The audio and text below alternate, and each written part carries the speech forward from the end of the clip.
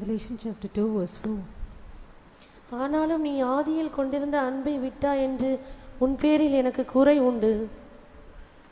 ஒரு சபையை பார்த்து தேவன் ஒரு குறையை சுட்டி காட்டுகிறார். The Lord is pointing out to one of the shortfalls in one of the churches. ஒவ்வொரு சபையிலும் சில குறைகள் இருப்பதை ஆவியானவர் சுட்டி காட்டுகிறார். The Spirit of the Lord is pointing out to certain shortfalls in the churches. அது ஒவ்வொன்றும் ஒவ்வொரு வித்தியாசமானது. Each differ from one another. அவங்க செஞ்ச தவற அங்க சுட்டி காட்டியிருக்கும். The faults that the errors that were in their lives were pointed out. ஆனா இங்க செஞ்ச தவற சொல்லாம நீ செய்யாம விட்ட காரியம் அப்படினு ஒரு குற்றத்தை சொல்லுகிறார். Here it is not a fault which was committed, but here it is a fault which was not done. ஆதியில் கொண்டிருந்த அன்பை நீ விட்டாய். Thou hast left thy first love. ஆவிக்குரிய வாழ்க்கையில ஒரு ஆதி நிலவரம் இருக்கு. There is an early stage in the spiritual life. அந்த ஆதி நிலவரத்தை நம்ம விட்டுட்டோம்னு சொன்னா நம்முடைய வாழ்க்கையில பிரகாசம் இருக்காது. If we have left our first stage, then there is no brightness in our life. அந்த ஃபர்ஸ்ட் ஸ்டேஜ்ல தான் நாம் ரொம்ப அன்பு கூர்ந்தோம். In this first stage that we love so much. யார் மேல? Upon whom do we love? ஆண்டவர் மேல. It is upon the Lord. ஆதியில் கொண்டிருந்த அன்பு. The first love. இது மனுஷன் மேலயோ மனுஷி மேலயோ புருஷன் மேலயோ பணத்து மேலயோ உலக ஆடம்பரங்கள் மேலயோ உள்ள அன்பை பத்தி சொல்லப்பட்ட வார்த்தை அல்ல. This is not a term which is used for love towards a man or a woman or a husband or towards the things of the world or which is the adornments of this world. இது ஆண்டவர் சொல்லுகிறார், உன் மேல எனக்கு ஒரு குறை இருக்கு. நீ ஸ்டார்டிங்ல இருந்த அந்த ஸ்டேஜ்ல உள்ள அந்த அபிஷேகம் அந்த அன்பு என் மேல உன்னை நீ நேசிச்சது மாதிரி இப்போ இல்ல உனக்கு. The Lord says, I have somewhat against you that you do not have the love which you had in the first stage now. ஆரம்பத்துல நம்ம ஆண்டவரை எவ்வளவு நேசிச்சோம்? How much did we love the Lord in the beginning? யோவான் 21ஆம் அதிகாரத்துல பேதுருட்ட கேக்குறார், இவர்கள் எல்லாரிலும் நீ என்னை அதிகமா நேசிக்கிறாயா? John's Gospel chapter 21, the Lord Jesus asks Peter, lovest thou me more than all these? அதுக்கு அவன் என்ன சொன்னான்? What did he answer? ஆம் ஆண்டவரே. He said, yes Lord. அது நீர் அறிவீர். Thou knowest. அது உமக்கு தெரியும். Thou knowest, O Lord. எவ்வளவு தெளிவா அவன் பேசினான். How clearly he answered. ஆனா இப்போ நம்முடைய நிலவரம் என்ன? But what is our state now? யோவான் 21:15-17 இவைகளில நம்ம பார்க்கலாம். John's Gospel chapter 21 verses 15 and 17 we can read all these. அவர்கள் போஜனம் பண்ணின பின்பு இயேசு சீமோன் பேதுருவை நோக்கி, யோனாவின் குமாரனாகிய சீமோனே, இவர்களிலும் அதிகமாய் நீ என்னிடத்தில் அன்பா இருக்கிறாயா என்றார். ஆண்டவர் கேட்கிற கேள்வி, அந்த ஆதி அன்பு இப்போ உன்னிடத்துல இருக்கா? The question which the Lord poses is that do you have that first love in you? இந்த மூன்றாவது சுத்திரிப்பு கூட்டத்துல இந்த நான்காவது சுத்திரிப்பு கூட்டத்துல in this fourth sanctification meeting ஆண்டவர் கேட்கிற முதல் கேள்வி, நீ ஆரம்பத்துல உள்ள அன்பு என் மேல நீ எப்படி வச்சியோ அப்படி இருக்கா? The first question that the Lord is posing to you is that do you have that first love that you had towards me? அப்ப பாருங்க, நமக்கு உலகமே குப்பை மாதிரி தெரிஞ்சது. The world seemed to be as dust for us. இயேசு மட்டும் போதும் அப்படினு சொன்னோம். We said Jesus alone is sufficient. அதானே? உண்மைதானே? Isn't that true? நம்ம Dressல கவனம் செலுத்தல, வேலையில கவனம் செலுத்தல, குடும்பத்துல கவனம் செலுத்தல, முழுவதும் இயேசு இயேசு இயேசுங்கற ஒரு நிலவரம். We were not careful about our dressing, we were not careful about the family or anything else. We were wholly looking unto Jesus. ஜெபம், ஆவி நிறைவு, அந்நிய பாஷை, கூட்டம், ஊழியம், இதுதான் நமக்கு அப்ப இன்ட்ரஸ்டா இருந்துச்சு. Our whole interest was towards prayer, towards speaking with unknown tongues, attending the meetings and so on. ஆண்டவருடைய அன்பு ஆதியில அன்பு பாதியில அன்புலாம் கிடையாது. The love of the Lord Jesus is not the first early stages love, and it is not half love. எப்படிப்பட்டது? What kind of love does Jesus show towards us? யோவான் 13:1. John 13:1. பஸ்கா பண்டிகைக்கு முன்னே இயேசு உலகத்தை விட்டு பிதாவினிடத்திற்கு போகும்படியான தம்முடைய வேளை வந்ததென்று அறிந்து தாம் இவ்வுலகத்தில் இருக்கிற தம்முடையவர்களிடத்தில் அன்பு வைத்தபடியே முடிவு பரியந்தமும் அவர்களிடத்தில் அன்பு வைத்தார். தான் உலகத்தில் இருந்தவர்களிடத்தில் எப்படி அன்பு வைத்தாரோ அதே போல முடிவு பரியந்தம் அன்பு வைத்தார். Having loved his own which were in the world, he loved them till the end. அவருடைய அன்பு கூடி குறையிறதெல்லாம் அந்த ரேஷியோ வித்தியாசப்படுறதெல்லாம் கிடையாது. There are no differences in ratio of his love. அதே பெர்சன்டேஜ்ல தான் It remains in the same percentage. Same லெவல்ல முடிவு பரியந்தம் அன்பு கூர்ந்தார். He loved it the same extent till the end. இப்போ நீங்க இயேசுவை எப்படி நேசிக்கிறீங்க? How do you love Jesus? நம்முடைய அன்பு குறைஞ்சிருக்கா கூடி இருக்கா? Has our love diminished or increased? ஆண்டவர் சொல்றாரு ஃபர்ஸ்ட் சர்ச்சுக்கு ஃபர்ஸ்ட் குறைய சொல்றாரு. The Lord speaks of the first shortfall in the first church. முதல் சர்ச்சிலேயே அவர் சொல்ற முதல் குற்றச்சாட்டு சொல்றார், நீ ஆதியில கொண்டிருந்த அன்பை விட்டாய். The first accusation that the Lord says to the first church is that thou hast left thy first love. இல்ல ஆதி அன்புல இருக்கறேன்னு சொல்றவங்க கை வைத்துங்க. All those who say I am remaining in my first love, raise your hands. அவ்வளவும் ஃபெயிலா இருந்தா எப்படி? ஒரு ஸ்கூல்ல ஒரு 4 பிள்ளைகளாவது pass பண்ணிருக்க வேண்டாமா? At least 4 children should pass in a school. சொல்லுங்க. சென்டம் தான் இல்ல. There's no ஓரளவாவது பாஸ் ஆயிருக்கணும்ல. There's no centum results, at least one to an extent they should pass through. ஊழியக்காரங்களுக்கும் கை இல்லாம போயிச்சு, கால் இல்லாம போயிடுச்சு. Even the servants of God are without any. காரணம் ஆரம்பத்துல கொண்டிருந்த அன்பை விட்டாய் என்கிற அந்த குற்றச்சாட்டு உண்மை. The reason is that the accusation that thou hast left thy first love is true. இப்போ நம்முடைய அன்பு கொஞ்சம் கொஞ்சமா டீவியேஷன் ஆயிடுச்சு, திரும்பிடுச்சு. Our love is slowly diverted here and there. அங்கங்க திரும்பி போயிடுச்சு, எங்கேயோ பிரிஞ்சு போயிடுச்சு. It is gone parted here and there. இப்போ நம்ம ஆண்டவரை குறை சொல்லிட்டு இருக்கோம், நீங்க வனாந்தரத்துல என்னை நயங்காட்டி அழைச்சிட்டு வந்துட்டு நடு ரோட்ல விட்டு போயிட்டீங்க அப்படின்னு நம்ம இப்போ யாரை குறை சொல்லிட்டு இருக்கோம்? நீங்க தான் அன்பு சரியா பாராட்டல, வனாந்தரத்துல கொண்டு வந்துட்டு இப்போ என்ன செய்றீங்க, எங்களை விட்டுட்டீங்க அப்படின்னு சொல்றோம். Now we are accusing the Lord, saying, Lord, you have brought us into the wilderness, you have allured us into the wilderness and has forsaken us. அவர் என்ன சொல்றாரு? What does the Lord say? யோவான் 13:1 சொன்ன மாதிரி, நான் ஆரம்பத்துல வச்ச மாதிரி தான் எப்படி இருக்கேன், முடிவு வரைக்கும் அந்த அன்பு மாறவே மாறாது. According to John 13:1, he says, just as I loved you in the beginning, till the end my love will not change. இரண்டாவது, Secondly, வெளிப்படுத்தல் 2ஆம் அதிகாரம் 5ஆம் வசனம். Revelation chapter 2 verse 5. ஆகையால் நீ இன்ன நிலைமையிலிருந்து விழுந்தாய் என்பதை நினைத்து மனம் திரும்பி ஆதியில் செய்த கிரியைகளை செய்வாயாக. ஆதியில் செய்த கிரியை. Do thy first works. ஒன்று முதலில் கொண்டிருந்த அன்பு. The first thing is the first love. இரண்டாவது, நீ ஆதியிலே தொடக்க காலத்தில் செய்ததான தேவனுக்கென்று செய்த கிரியைகள். The first works that you did for the Lord in the beginning. அந்த கிரியைகள் இப்போ எப்படி இருக்கு? Now how are those works now? சில சபைகளை கர்த்தர் பாராட்டுறாரு. Some churches the Lord encourages them. ரொம்ப அப்ரிஷியேட் பண்றாரு. He appreciates them. எப்படி? How? நீ முன்னால செஞ்ச கிரியைகளை விட இப்போ செஞ்ச கிரியை நல்லா இருக்குன்னு சொல்றாரு. He says your works now are far better than what you were before. வெளிப்படுத்தல் 2:19. Revelation 2:19. உன் கிரியைகளையும் உன் அன்பையும் உன் ஊழியத்தையும் உன் விசுவாசத்தையும் உன் பொறுமையையும் நீ முன்பு செய்த கிரியைகளிலும் பின்பு செய்த கிரியைகள் அதிகமா இருக்கிறதையும் அறிந்திருக்கிறேன். இந்த சர்ச்சுக்கு முன்பு செய்த கிரியைகளை காட்டிலும் இப்போ கிரியை அதிகமாயிடுச்சு. For this church their works are increased more than what was first. ஆனா இந்த சபை அதை விட்டுடுச்சு. But this church had forsaken the same. அதனால என்ன நடந்தது? So what happened? விழுந்துருச்சு. It was fallen. அந்த search என்னஞ்சிருச்சு?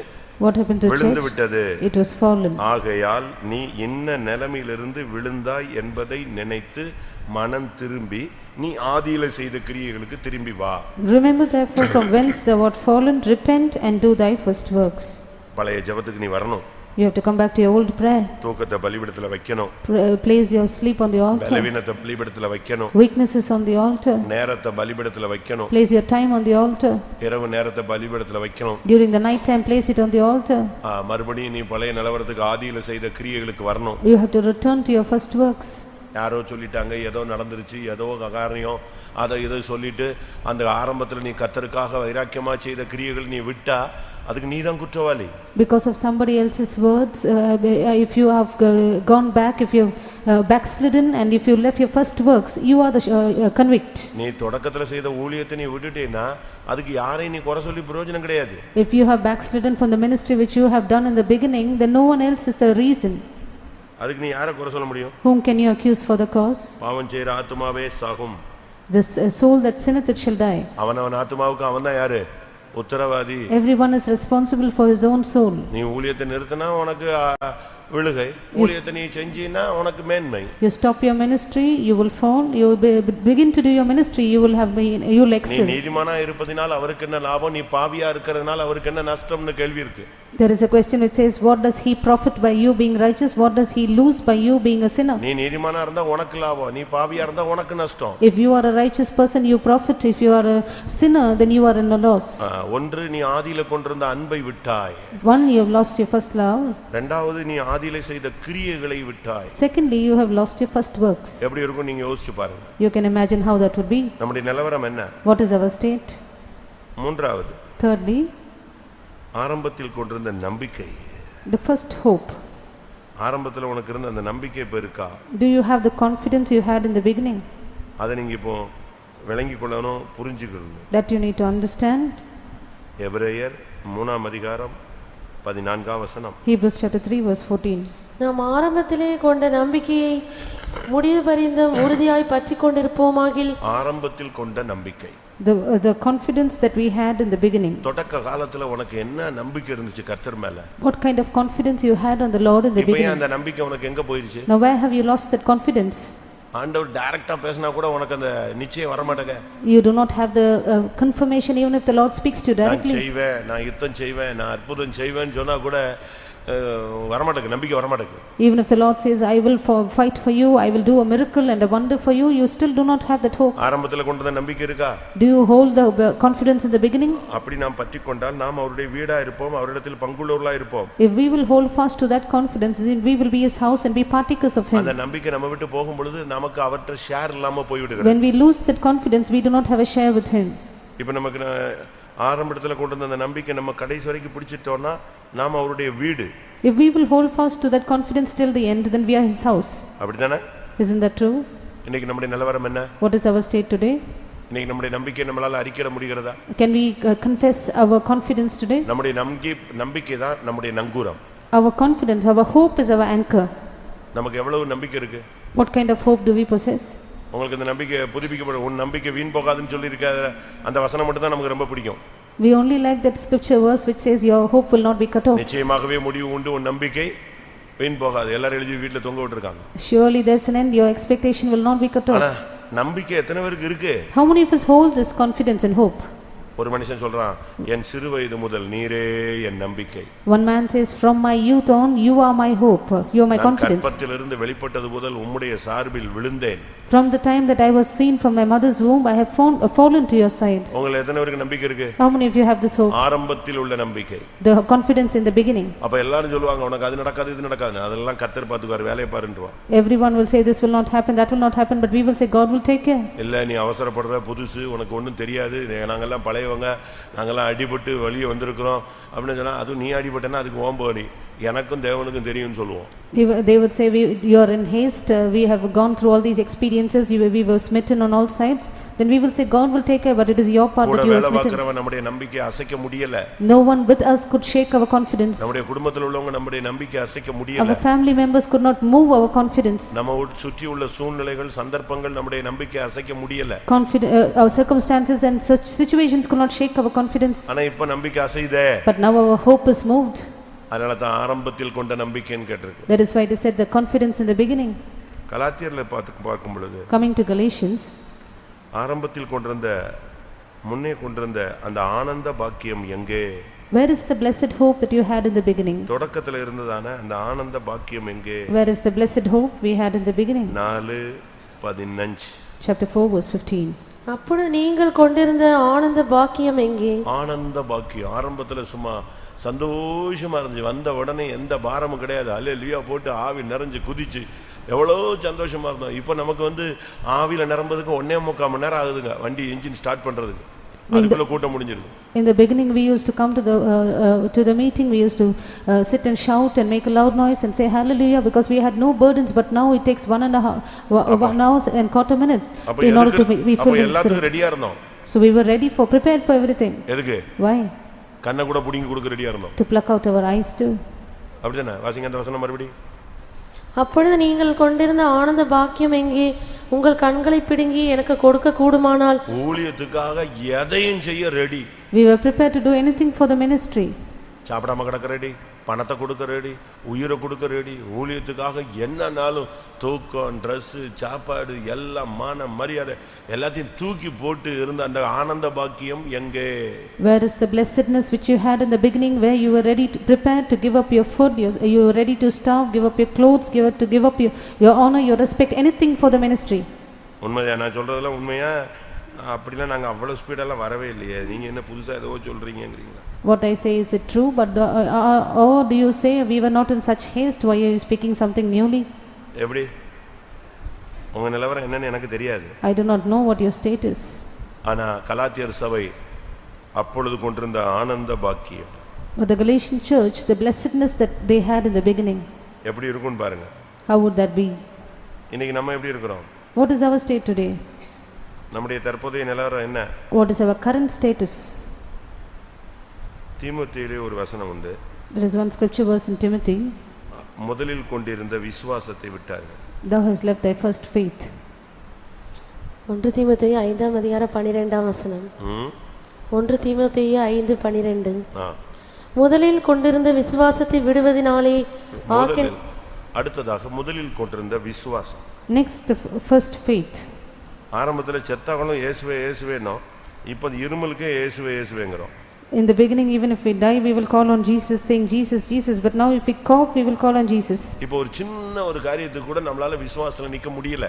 Even for a trivial thing, we are unable to stand for the faith. அப்ப உயிரே போனாலும் சோத்ரம் சோத்ரம் சோத்ரம் நான் இயேசுவை பார்த்துருவேன் போ.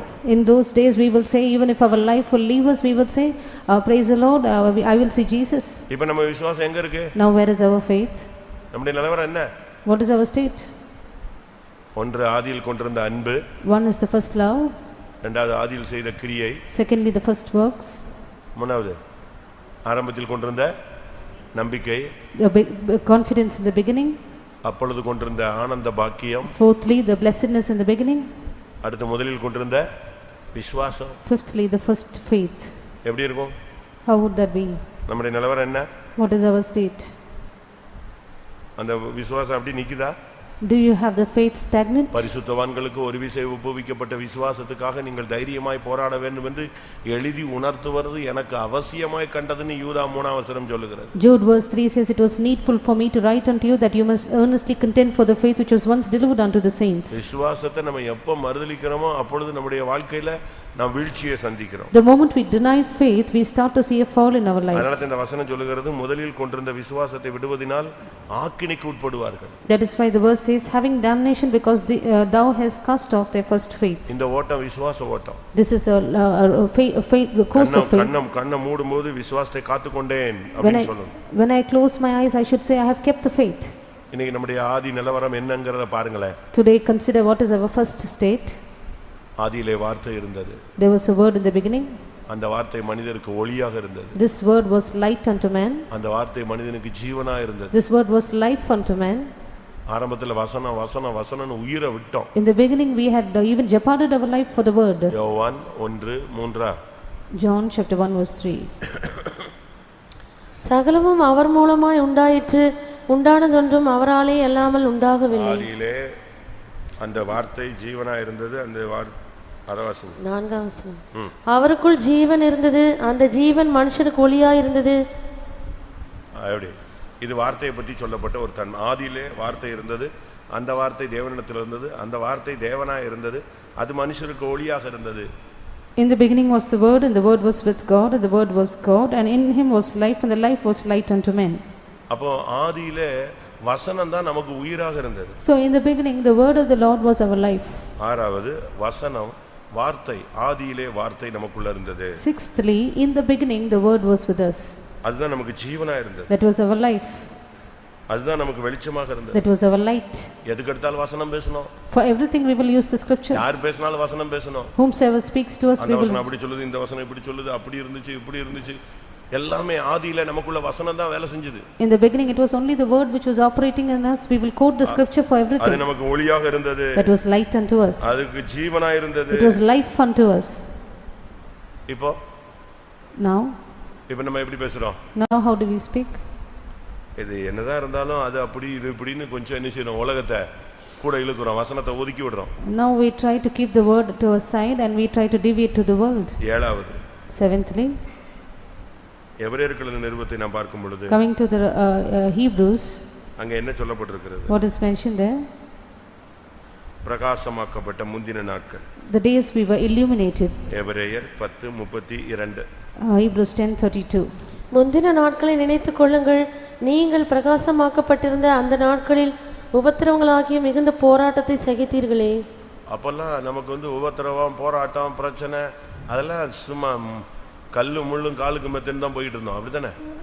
Persecutions, problems and conflicts were like stones and thorns which were like a mattress to our feet. நம்ம பாட்டுக்கு ஏறி மீச்சு போயிட்டே இருந்தோம். Whatever happens we will just trample over them and walk through. பிரகாசமாக்கப்பட்ட நாட்கள். Because those were the days we were illuminated. உபத்திரவம், வியாதி, வறுமை, கஷ்டம், தடைகள், போராட்டங்கள் இதெல்லாம் நமக்கு ஒரு பிரச்சனையே கிடையாது. Affliction, sickness, poverty, conflicts, problems, whatever be it was never a problem to us. ஆனா இப்போ But now பிரகாசமே இல்லையே. Now there is no brightness. எல்லா வெளிச்சமெல்லாம் dim ஆயி, all the light has become dim, Pon monkey, the gold has become dim. அப்படிதானே?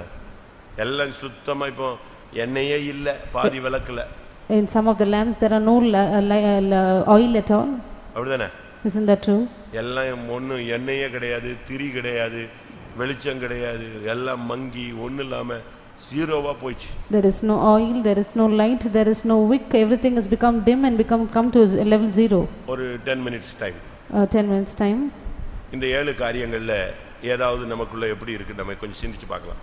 We are going to examine ourselves and see if any one of these 7 points are found in us. எல்லாரும் கண்களை மூடுவோம். Let us all close our eyes. ஆதியில் கொண்டிருந்த அன்பு, the first love, ஆதியிலே கொண்டிருந்த கிரியை, the first works, ஆதியிலே கொண்டிருந்த நம்பிக்கை, the first hope, confidence, ஆரம்பத்தில் கொண்டிருந்த ஆனந்த பாக்கியம், the blessedness in the beginning, ஆரம்பத்தில் கொண்ட விசுவாசம், the first faith, ஆரம்பத்தில் இருந்த வார்த்தையின் மேல இருந்த நம்பிக்கை, the hope, நிச்சயம், the hope and the confirmation we had in the word of the Lord in the beginning. வார்த்தை வார்த்தை வார்த்தை ஜீவன் ஒளி, இதே எப்ப பார்த்தாலும் வசனம்.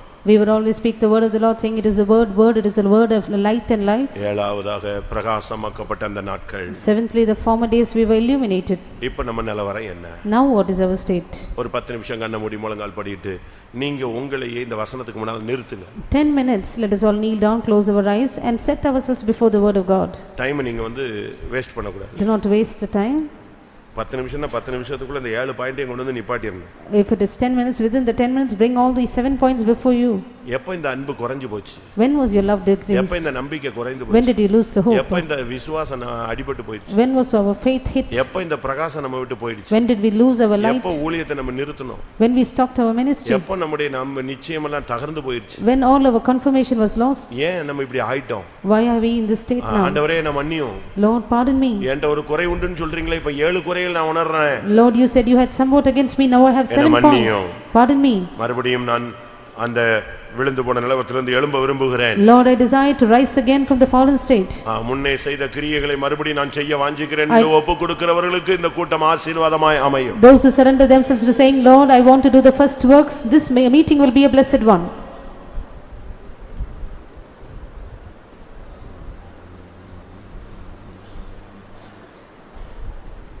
Hallelujah.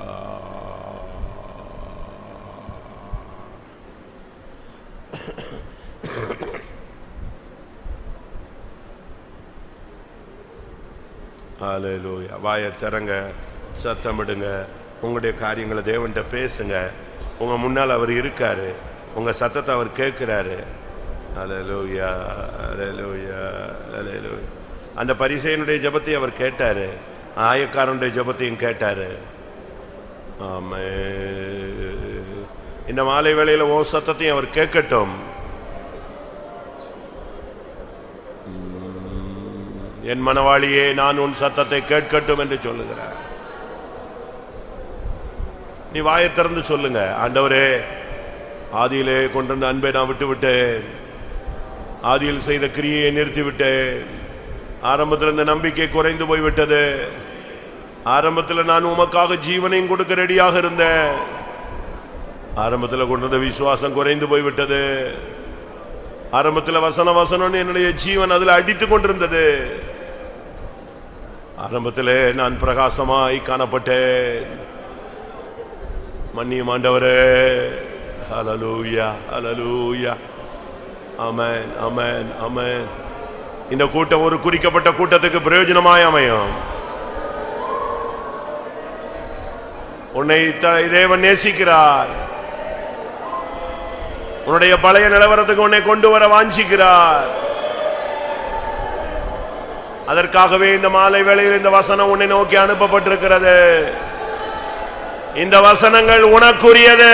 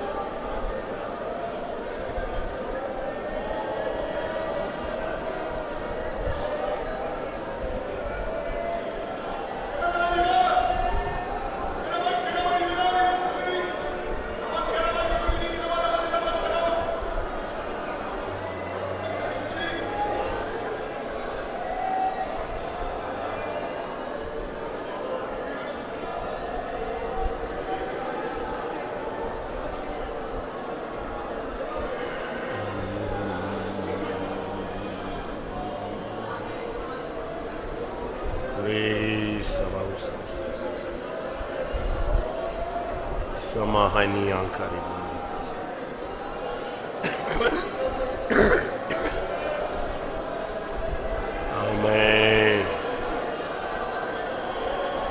Hallelujah. Oh.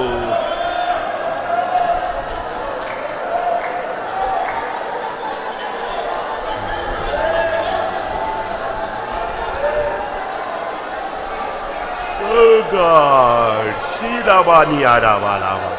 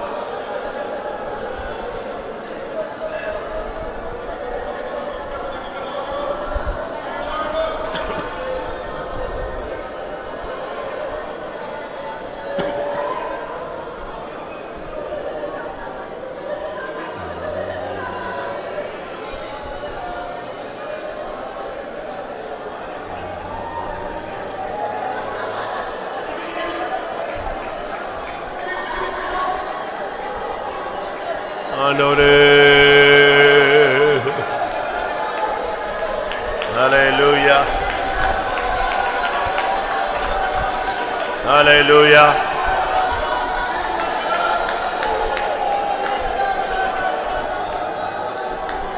ஆமா. உங்களை எத்தனை பேர் ஃபீல் பண்றீங்க? ஆண்டவரே, ஆதியில உள்ளதான இந்த தன்மைகளை நான் இழந்து வருடங்கள் ஆகிவிட்டது. கர்த்தர் உன்னோடு திட்டவட்டமாய் பேசிக் கொண்டிருக்கிறார். உனக்காகவே இந்த மாலை வேளையில் இந்த வசனம் அனுப்பப்பட்டுக் கொண்டிருக்கிறது. நீ வருடக்கணக்காய் ஆதி நிலவரத்தை இழந்து போன ஒரு நபராக நீ திரிந்து கொண்டிருக்கிறாய். இன்றைக்கு உன்னை இழுக்கும்படியாக வாஞ்சிக்கிறார். இன்றைக்கு உன்னை திருப்பும்படியாய் வாஞ்சிக்கிறார்.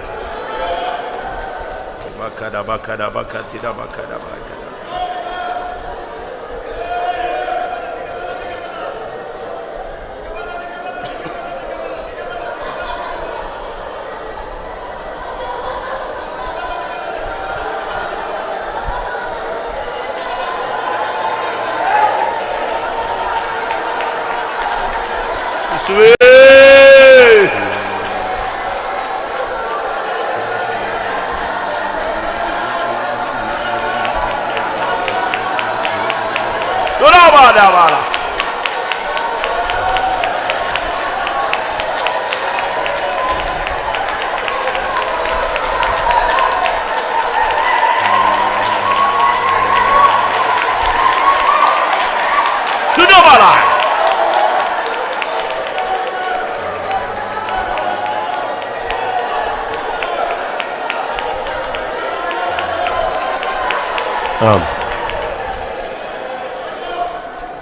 இன்றைக்கு முதலாவது தேவன் நீ ரெண்டு பேரும் உடன்படிக்கை பண்ணி துவக்க காலத்தில் இருந்த அந்த அனுபவத்தை முதலாவது நீ உன்னுடைய நினைவில் கொண்டு வா.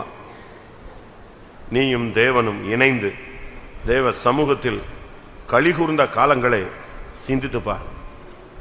நீயும் தேவனும் இணைந்து செய்த மகத்தான ஜபங்கள், தேவ அன்பில் நிறைந்து நீ காணப்பட்ட காலங்கள், கர்த்தர் உன்னோடு பேசின காலங்கள், உன்னை தூக்கி சுமந்த காலங்கள், உன்னோடு இடைப்பட்ட காலங்கள், நீயும் தேவனும் இணைந்து ஜெபத்தில் போராடின காலங்கள்,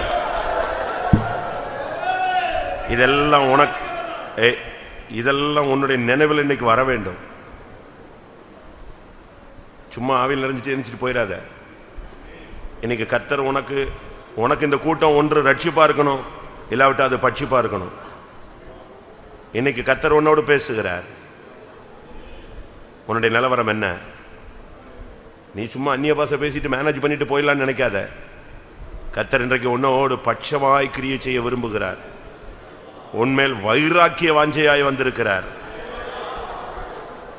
நீ இடை நாட்களில் தேவனை விட்டு விலகி போனது, வருடக்கணக்காய் நீ பின்மாறி போனது, வருடக்கணக்காய் நீ பிரகாசமற்றவனாய் விழுந்து கிடப்பது தேவனுடைய திட்டம் அல்ல.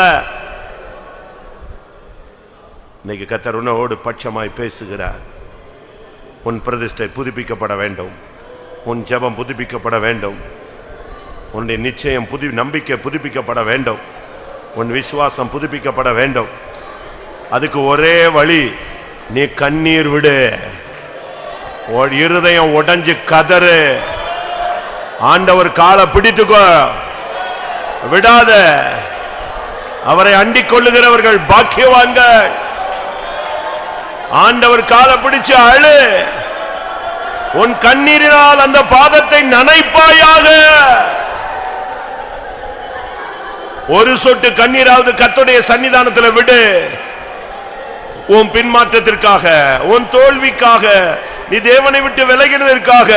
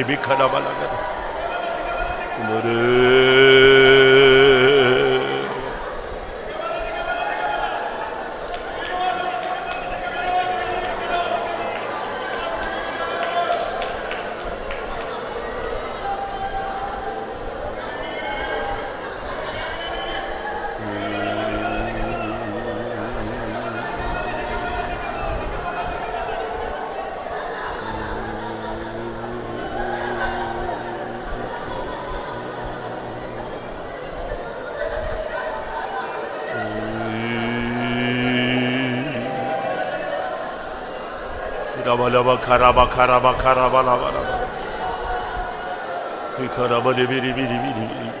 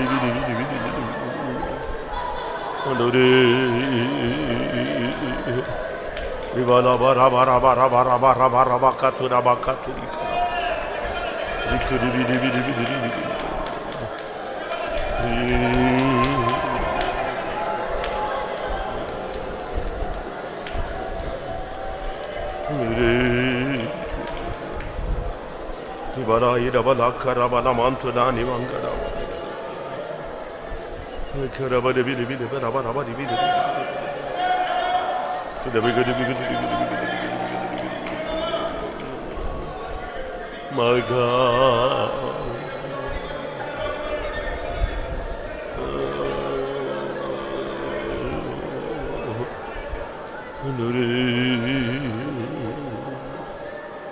Rivani arabala katura bakari bire bire.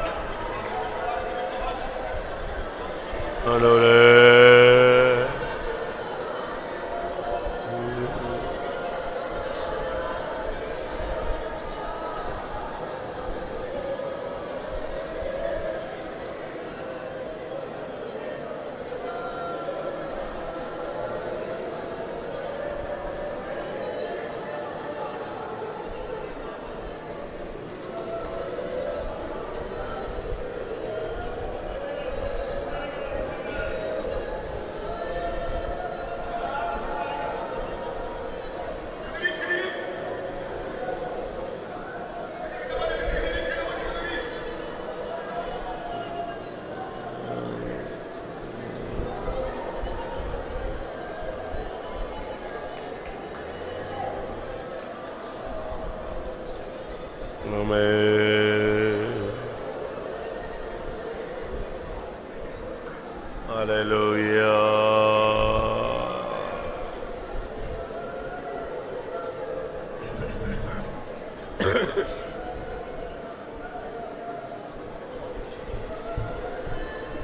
Amen.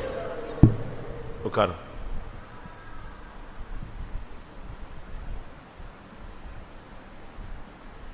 கர்த்தருடைய பரிசுத்த நாமத்துக்கு மகிமை உண்டாவதாக. Glory be unto the holy name of the Lord. ஆதியாகமம் 4ஆம் அதிகாரம். Genesis chapter 4. 4-5 வசனங்கள். Verses 4 and 5. ஆபேலும் தன் மந்தையின் தலையீற்றுகளிலும் அவைகளில் கொழுமையானவைகளிலும் சிலவற்றை கொண்டு வந்தான். ஆபேலையும் அவன் காணிக்கையும் கர்த்தர் அங்கீகரித்தார். காயீனையும் அவன் காணிக்கையும் அவர் அங்கீகரிக்கவில்லை. போதும். இங்கே நமக்கு எல்லாருக்கும் தெரிஞ்ச ரெண்டு பேர் இருக்கிறாங்க.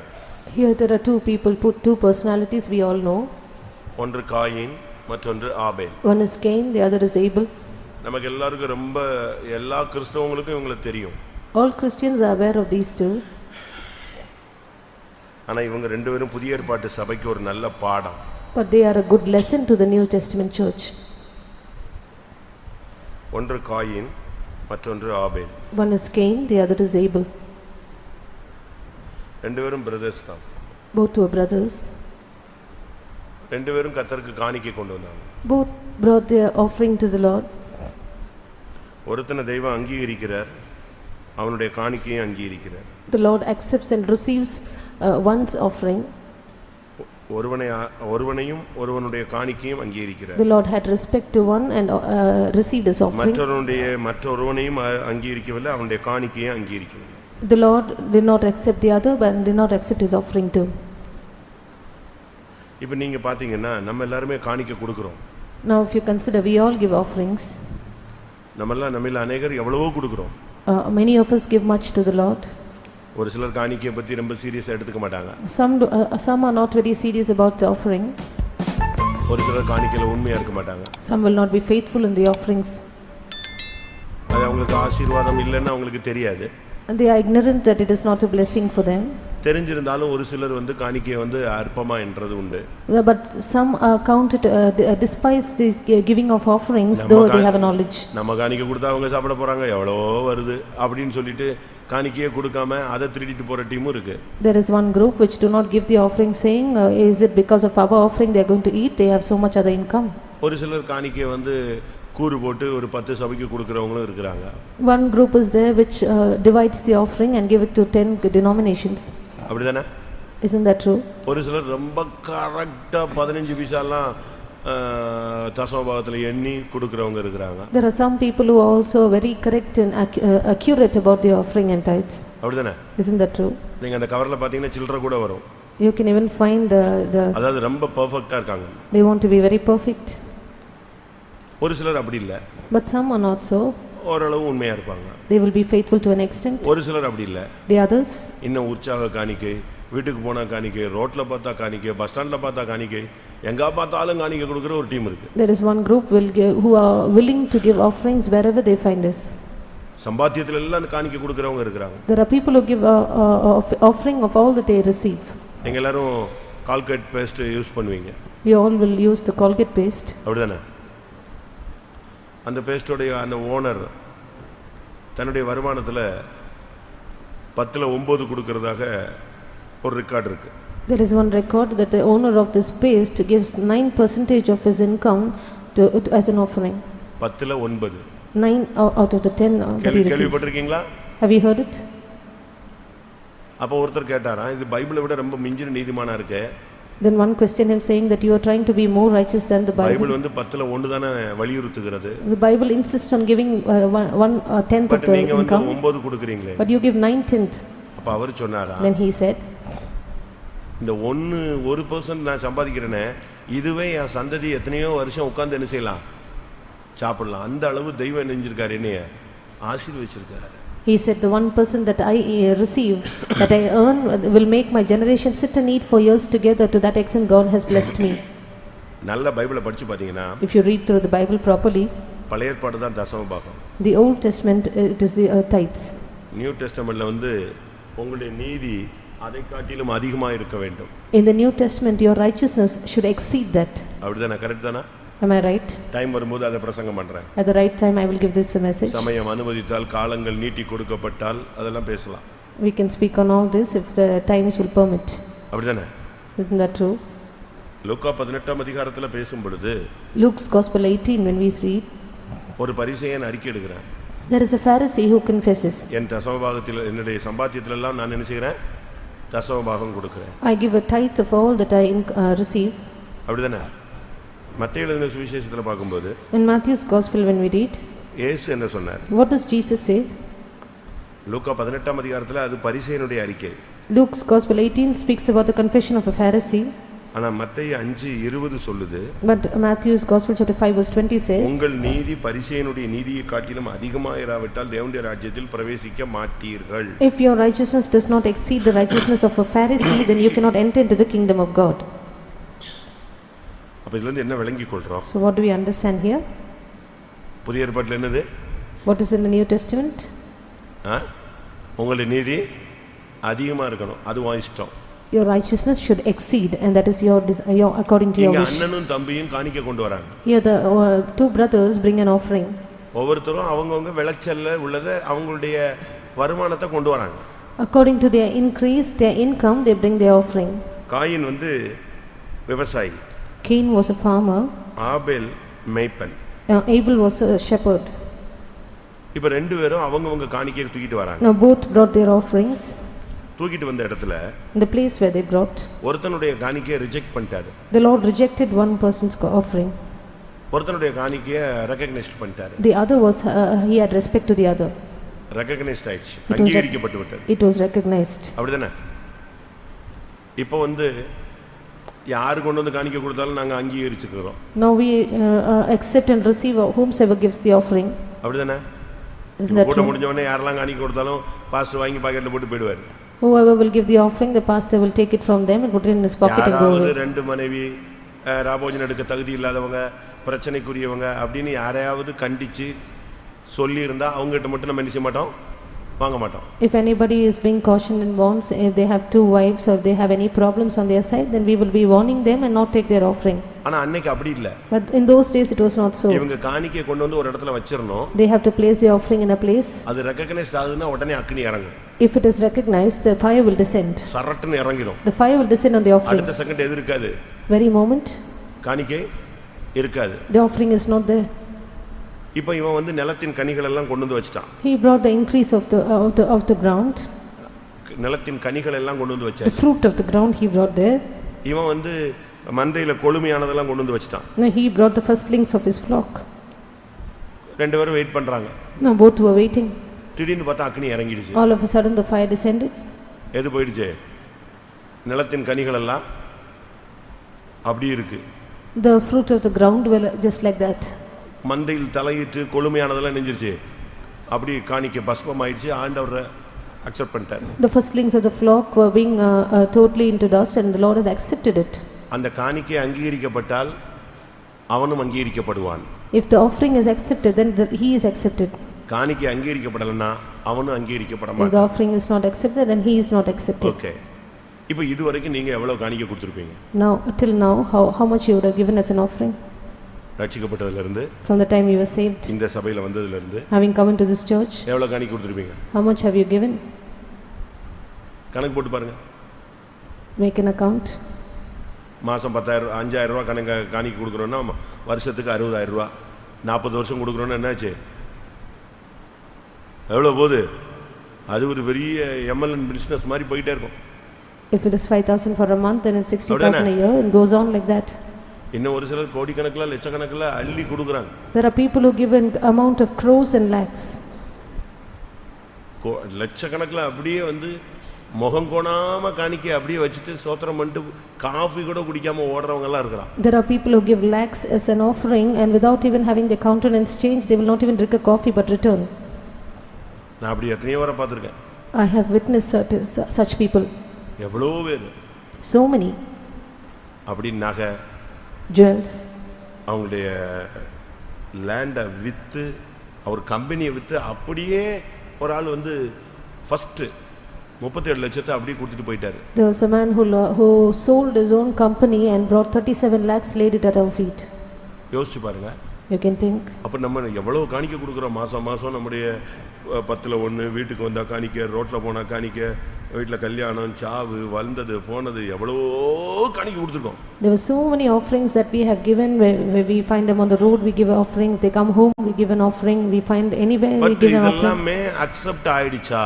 Is all these being accepted? எப்படி கண்டுபிடிச்சிருப்பீங்க? How can you spot them out? புதிய ஏற்பாட்டில் இயேசு ஒரு இன்சிடென்ட் சொன்னாரு. New Testament, Jesus mentioned an incident. உங்கள ஒருத்தன் வந்து காணிக்கை கொடுக்க வந்து, if a man comes to brings an offering to you, ஒருவேளை மத்தவங்க மேல பிரச்சனை இருந்தா, suppose he has an ought against him, let him place it on one side, போய் ஒப்புற வைட்டு வாங்குற, go and reconcile and come back. அப்படி யாராவது இப்ப காணிக்கை கொடுக்குறோமா? Does anyone give such an offering these days? யாரும் அப்படி செய்யறது இல்ல. Not one. அப்படி யாரும் பண்றது இல்ல. None of us do like that. Okay, இப்போ நம்ம கொடுத்த காணிக்கை எல்லாம் அக்செப்ட் ஆச்சா இல்லையா எப்படி தெரியும்? How do we know whether all our offerings are accepted or not? சொல்லுங்க. நீங்க எல்லாம் காணிக்கை என்ன கன்வென்ஷன்னா உடனே காணிக்கை கொடுப்பீங்க. ஒரு பில்டிங் ஒர்க் நடக்குன்னா காணிக்கை கொடுப்பீங்க, You ஒரு will இடம் வாங்குறாங்க அப்படின்னா ஒரு காணிக்கை கொடுப்பீங்க. You will give an offering if there's a convention, if there's a building work, or if you're acquiring a land. நம்ம விசுவாசிகள் எங்க பார்த்தாலும் காணிக்கை கொடுப்பாங்க. Our believers will give an offering wherever they see us. எங்க போனாலும் காணிக்கை கொடுப்பாங்க. Whichever place we go, we find them giving an offering. நான் ஒரு நாள் காலையில 2 மணிக்கு சேலத்துல நிக்கிறேன். Once early in the morning at 2 o'clock I was at Salem. ஒரு பஸ்ஸுக்காக நின்னுட்டு இருக்கேன். I was waiting for a bus. சர்றன்னு ஒரு ஆம்னி பஸ் வந்து எனக்கு முன்னால நின்னுச்சு. All of a sudden there was an omnibus which came and stood before me. உடனே மதுரைன்னு சொன்னான். They said Madurai. அவன் கரெக்ட்டா என் முன்னால கொண்டு வந்து நிப்பாட்டிட்டு பிரைஸ் எல்லாம் அடியாருங்க அப்படினா. He stood before me and he said, praise the Lord, get in. எனக்கு அவனை முன்ன பின்ன பார்த்ததே கிடையாது. I have not seen him before. யாருன்னே தெரியாது. I do not know who he is. நான் ஒரு பிரச்சனைக்காக போயிட்டு இருக்கேன். I was heading for a problem. இப்ப திடீர்னு பார்த்தா அவன் என்னை ஏத்திட்டான். All of a sudden he took me in the bus. நான் இன்னொரு ஊழியக்காரர் ஏறிட்டோம். I and another servant of God we got in. பின்னால சீட்ல உட்கார்ந்தாச்சு. We took our seat. எல்லாத்தையும் டிக்கெட் வாங்குறான், என்கிட்ட மட்டும் டிக்கெட்டே வாங்க மாட்டேங்கறான். To everyone he took a ticket, but for me he did not take the money. எனக்கு ஒண்ணுமே ஓடல. என்ன எல்லாத்தையும் கலெக்ட் பண்ணிட்டான். He collected. எங்க ரெண்டு பேர்ட்ட மட்டும் என்ன செய்யல, கலெக்டே பண்ணல. He collected from everyone but not from both of us. அப்ப நான் அந்த கிளீனர்ட்ட கேட்டேன், என்ன எவ்வளவுன்னு. Then I asked him what is the amount. Driver உங்க ஆளு போல இருக்கு, அதனால வேண்டாங்கறாருன்னு சொன்னான். He said the driver is your person but he does not want. அதுக்கப்புறம் தெரிஞ்சது அவன் வந்து ஒரு விசுவாசி. After which I came to know he was a believer. அவன் காணிக்கை எதுல கொடுக்கறான்? டிக்கெட்டா கொடுக்கறான். His offering is given as a ticket. எப்படி எல்லாமோ ஜனங்க காணிக்கை கொடுக்கறாங்க, நல்லது, அது தடைன்னு சொல்லல, தவறுன்னு சொல்லல, ஓகே. பட் இத God accept பண்ணாரா? In some way or the other the people give an offering, it is good, we do not stop it, but does God accept these offerings? அது பரலோகம் போனாதான் தெரியும் அப்படிங்கறீங்களா? Do you say only if we go to heaven we will know? கண்ண மூடின பிறகு தான் தெரியும்னு சொல்றீங்களா? Do you say only if we close our eyes we will know? இங்க இருக்கும்போதே தெரியும். இப்போ நான் சொல்றேன். Right now we can find out. உன் காணிக்கை அங்கீகரிக்கப்பட்டிருந்தால் இந்த சத்தியத்துக்காக நீ இரத்த சாட்சியாய் மரிப்பாய். If your offering is accepted, you will die as a martyr for this truth. உன் காணிக்கை அங்கீகரிக்கப்படலனா இந்த சபையில நீ ஒரு காயினாக இருப்பாய். If your offering is not accepted, then you will be a Cain in this mission. Same church. Same church. இதே சர்ச்சில் நீ இரத்த சாட்சியாக இந்த சத்தியத்துக்காக, உபதேசத்துக்காக, கிறிஸ்துவின் நாமத்துக்காக நீ உன் காணிக்கை அங்கீகரிக்கப்பட்டிருந்தால் நிச்சயம் இந்த சத்தியத்துக்காக நீ மரிப்பாய். If if your offering is accepted as for the name of Christ, then you will die as a martyr for this உன்னுடைய truth. ஓட்டம் ஜெயமாய் முடியும். Your course will finish victoriously. ஒருவேளை அது இரத்த சாட்சியா இருக்குமே தவிர தோல்வியா இருக்காது. Perhaps you will be a martyr but you will not be defeated. ஆனால் perhaps otherwise நீங்க கொடுத்த காணிக்கை அங்கீகரிக்கப்படலன்னு சொன்னா, if your offering is not accepted, coin அதுக்கு பிறகு எப்படி இருந்தானோ அதே மாதிரி இதே சர்ச்சில் நீ ஒரு மெம்பரா கடைசி வரைக்கும் இருப்ப. You will be a member of the church like Cain after which. ஆனா காயினுடைய சுபாவம் உனக்குள்ள இருக்கும். You will have the character of Cain in you. Coin என்ன அர்த்தம்? What does Cain mean? ஆபேல் செத்து விட்டான். Abel is now dead. அவன் முடிஞ்சு போன கேஸ். He is finished. அப்படிதானே? Isn't that ஆபேல் செத்துட்டானா இல்லையா? Now Abel is dead. காணிக்கை அங்கீகரிக்கப்பட்டது. His offering was accepted. அடுத்து அவன் பிரதர் அவன்கிட்ட பேசினா. His brother spoke to him. அவனை கூட்டி போனா. Took him there. அவன் நினைச்சிட்டான், கொன்னுட்டான். He killed him. அவன் செத்தே போயிட்டான். He is dead. இதுதான் அங்கீகரிக்கப்பட்டவனுடைய முடிவு. This is the end of one who's accepted. ஆனா ஒரு ஆள் அங்கீகரிக்கப்படல. But one person was not accepted. அது காரணம் என்ன? What is the reason? Coin அப்படினு சொன்னா ஆட்சி செய்பவன் அர்த்தம். Cain is one who's in power.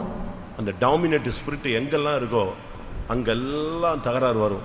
Wherever you have this dominant spirit, there is a problem. ஆட்சி செய்பவன். One who's in rule. Ruling power. A ruling power. நம்ம எப்பவுமே தேவனுடைய ஆட்சியில இருக்கணுமே தவிர நம்ம ஆட்சி பரலோகத்துல தான் போய் ஆட்சி செய்யணும். We should always be under the dominion, the rule of God, but our rule should be in heaven. இந்த டாமினன்ட் ஸ்பிரிட் நமக்குள்ள வந்துருச்சுனாலே எல்லாமே டான்ஸ் ஆடும். ஊழியன் டான்ஸ் ஆடும், ஃபேமிலி டான்ஸ் ஆடும், வேலை ஸ்தலத்துல எல்லாம் ஆட ஆரம்பிக்கும். டாக் டாக். The moment we have this dominant spirit training in us, then everything will start to dance. Coin நிலத்தின் கனிகளை கர்த்தருக்கு கொண்டு வந்தான். Cain brought the fruit of the ground to the Lord. அவனால அந்த முதற் பலனை கொண்டு கர்த்தரை கனம் பண்ண முடியல. He could not honor the Lord with the first fruits. ஏதோ ஒரு காணிக்கை கொடுத்தான். He brought some offering. வாசிங்க. நீதிமொழிகள் என்ன வாசிக்கிறோம்? What do we read in the Proverbs? உன் நிலத்தின் முதற் பணிகளால் முதல் பலன்களால் கர்த்தரை என்ன செய்? கனம் பண்ணு. Honor the Lord with the first fruits of the increase. நீதிமொழிகள் 3 அதிகாரம் 9 வசனம். உன் பொருளாலும் உன் எல்லா விளைவின் முதற் பலனாலும் கர்த்தரை கனம் பண்ணு. முதற் பலன், the first fruits of the increase.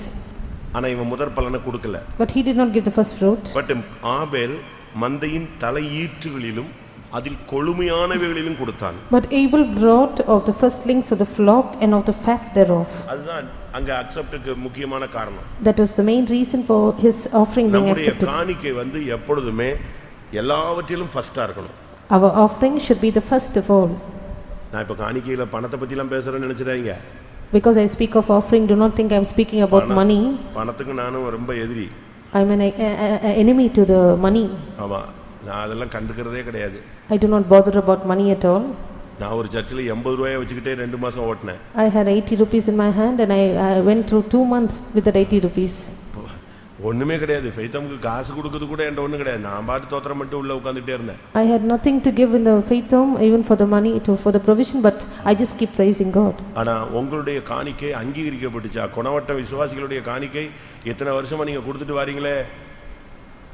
கடன் கொடுத்தீங்களோ இல்லையோ, தாய் தகப்பனுக்கு கொடுத்தீங்களோ இல்லையோ, குடும்பத்துக்கு கொடுத்தீங்களோ இல்லையோ, கரண்ட் பில்லு கட்டினீங்களோ இல்லையோ, யாருக்கு கொடுத்துட்டீங்க?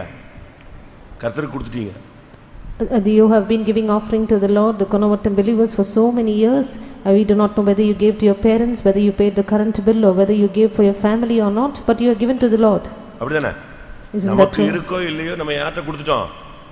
நம்ம ஆத்தும திருப்தி கொடுத்துட்டா போதுண்டா, ஆள விடுறான்னு தான் கொடுத்துட்டு ஓடணும். Whether we have or not, for the satisfaction of our soul, we want to give the offering. ஆனா அது ரெகக்னைஸ்ட் ஆயிருச்சா? அதான் main. But was our offering recognized? உங்களுடைய பலி அங்கீகரிக்கப்பட்டதா இருக்கும். அதாவது ஏசாயா 56:10, என் வீடு 7ஆம் அதிகாரம் 7ஆம் வசனம், என் வீடு சகல ஜனங்களுக்கு ஜெப வீடா. எத்தனை வசனம்? 56:7. நான் என் பரிசுத்த பர்வதத்துக்கு கொண்டு வந்து என் ஜெப வீட்டிலே அவரை மகிழ பண்ணுவேன். அவருடைய சர்வாங்க தகனங்களும் அவருடைய பலிகளும் என் பலிபீடத்தின் மேல் அங்கீகரிக்கப்பட்டிருக்கும். அவருடைய சர்வாங்க தகனங்கள், பலிகள், காணிக்கையெல்லாம் அங்கீகரிக்கப்பட்டதா இருக்கும். Their burnt offerings and their sacrifices shall be accepted. இங்கே இவனால அந்த டாமினேட் ஸ்பிரிட்லாம் இருந்துச்சு, பட் அவனுக்கு அந்த விளைவின் முதல் பலனை கொடுக்க முடியல. Here he had this dominant spirit in him and he could not give the first fruit of his increase. இப்ப அங்கீகரிக்கப்படாத அந்த மனுஷனுடைய நிலவரத்தை எப்படி கண்டுபிடிக்கிறது? Now how do we know the state of the man who is not accepted? நானும் காணிக்கை கொடுத்திருக்கேன். I have also give the offering. இப்ப நீங்க கொடுக்கிற காணிக்கையில நான் போய் ஒரு காணிக்கை எங்க கொடுத்துட்டு வருவேன்? ஹெட்குவார்ட்டர்ல கொடுத்துட்டு வருவேன். Out of the offerings you give, I give an offering to the headquarters. நீங்க கொடுக்கிற காணிக்கை, லோக்கல்ஸ்ல இருந்து வர்ற காணிக்கை, இத கொண்டு போய் எங்க கொடுக்கணும்? அங்க கொடுக்கணும். From all the offering I receive from the local faith homes and from you, I give it to the headquarters. அப்ப இதெல்லாம் அக்செப்ட் ஆகணுமே. All these should be accepted. அப்படி அக்செப்ட் ஆகலங்கறதை எப்படி கண்டுபிடிக்கலாம்? How can we find out whether it is not accepted? Accept ஆனதை கண்டுபிடிக்கணும்னா அவன் செத்துருவான். இந்த சத்தியத்துக்காக கடைசி வரைக்கும் மூச்சு போற வரைக்கும் கொடுத்துருவான். Until his death. ஒவ்வொரு சொட்டு இரத்தமும் இந்த சத்தியத்துக்காக வலியும். He will shed every drop of blood for this truth if he is accepted. ஆனா இங்க accept ஆகலங்கும்போது, but when he is not accepted, அதனுடைய முதல் அடையாளம் என்ன? what is the first sign? 5ஆம் வசனம், verse 5. காயீனையும் அவன் காணிக்கையும் அவர் அங்கீகரிக்கவில்லை. அப்பொழுது காயீனுக்கு மிகவும் எரிச்சல் உண்டாகி. இதுதான் first sign. The first sign is that he was very wroth. நம்முடைய காணிக்கை அங்கீகரிக்கப்படலைன்னா நமக்கு எரிச்சல் உண்டாகும். If our offering is not accepted, we are filled with wrath. மனைவியை பார்த்தா எரிச்சல், புருஷனை பார்த்தா எரிச்சல், ஊழியக்காரனை பார்த்தா எரிச்சல், வீட்ல யாரை பார்த்தாலும் சொல்லுன்னு எரிஞ்சு பிச்சிருவோம். We will be irritated looking at the sight of our wife, our husband, or a servant of God. The sight of anyone, we will be irritated and filled with wrath. colleagues பார்த்தா தீ பிடிச்சு எரியற மாதிரி இருக்கும். Looking at our colleagues, we will be filled with wrath. அப்ப முதல் அடையாளம் என்னது? Which is the first sign? எரிச்சல். The wrath. பைபிள் என்ன சொல்லுகிறது? What does the Bible say? சூரியன் அஸ்தமிக்கிறதுக்கு முன்னே உங்கள் எரிச்சல் தனிய கடவுள். Let your anger leave you before the sun comes down. அப்ப எரிச்சலுக்கு டைம் எவ்வளவு நேரம்? So how long should your anger be, wrath be in you? 12 hours தான். Just 12 hours.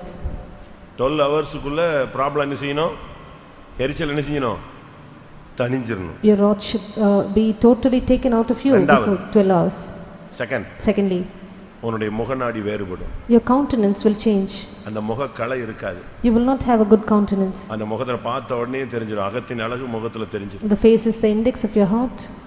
உனக்கு பணம் இருக்கும், You have money, பொருள் இருக்கும், materials, மனைவி இருக்கும், wife, பிள்ளைகள் இருக்கும், children, வசதி வாய்ப்புகள் இருக்கும். all comforts and ஆனா உன் conveniences. முகத்துல சமாதானமும் சந்தோஷமும் இருக்காது. There is no peace and joy in your face. ஒரு பெரிய கலக்கம் உனக்கு முகநாடி வேறுபட்டுக்கிட்டே இருக்கு. Your countenance will keep on changing. There is a confusion அந்த within you. முகத்துல களை வராது. There is no, your countenance will not be fairer. தானியேல் பைபிள்ல படிச்சு பாத்தீங்கன்னா தானியேல், சாத்ராக், மேஷாக் ஆகியெல்லாம் மற்றவங்களுடைய அவங்களுடைய முகம் எப்படி இருந்துச்சு?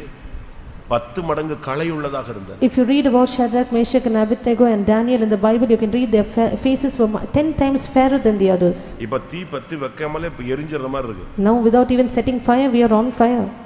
ஒன்று எரிச்சல், இரண்டாவது முகநாடி வேறுபடுது. One is irritation or wrath, secondly our countenance will change. நம்ம வீட்டுக்குள்ள போன உடனே கண்டுபிடிச்சலாம் பிரதர் இன்னைக்கு டவுன் ஆயிட்டாரு, ஏதோ பிரச்சனைன்னு தெரிஞ்சுக்கலாம். The moment you enter the house, you can find out the brother is in some problem. நான் ஒரு வீட்டுக்குள்ள போனேன். I entered a house. எப்படி இருக்கீங்கன்னு? How are you? நல்லா தான் இருக்கறேன்னாரு. I'm fine. வீட்ல குடும்பத்துல எப்படி இருக்கீங்க? How are you in the family? நல்லா தான் இருக்கோம். We are going on well. அப்ப அங்க இருந்து சிஸ்டர் கிச்சன்ல இருந்து சொல்லுது, அந்தால அப்படி தான் சொல்லிட்டே இருப்பாரு pastor brother. From the sister from the kitchen shouted out, the brother will keep on saying like this. ரெண்டும் எலியும் பூனையும். They were fighting like cat and rat. திருப்பி அவங்க வந்தாங்க, பேசின.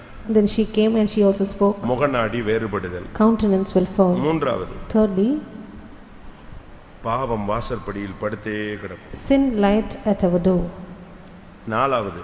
Fourthly, அவன் ஆசை உன்னை பற்றி இருக்கும். His desire shall cleave onto you. எப்படி இருக்கும்? யோசிச்சு பாருங்க. You can imagine. உன் காணிக்கை அங்கீகரிக்கப்படலைன்னா உன் லைஃப்ல பாவம் வந்து வாசல்ல படுத்து கிடக்கும், வீட்டுல வாசல்ல படுத்து கிடக்கும். If your offering is not accepted, then sin will lie at your doorstep. வீட்டு வாசல்ல படுத்து கிடக்கிறது எது? What will lie at the doorstep?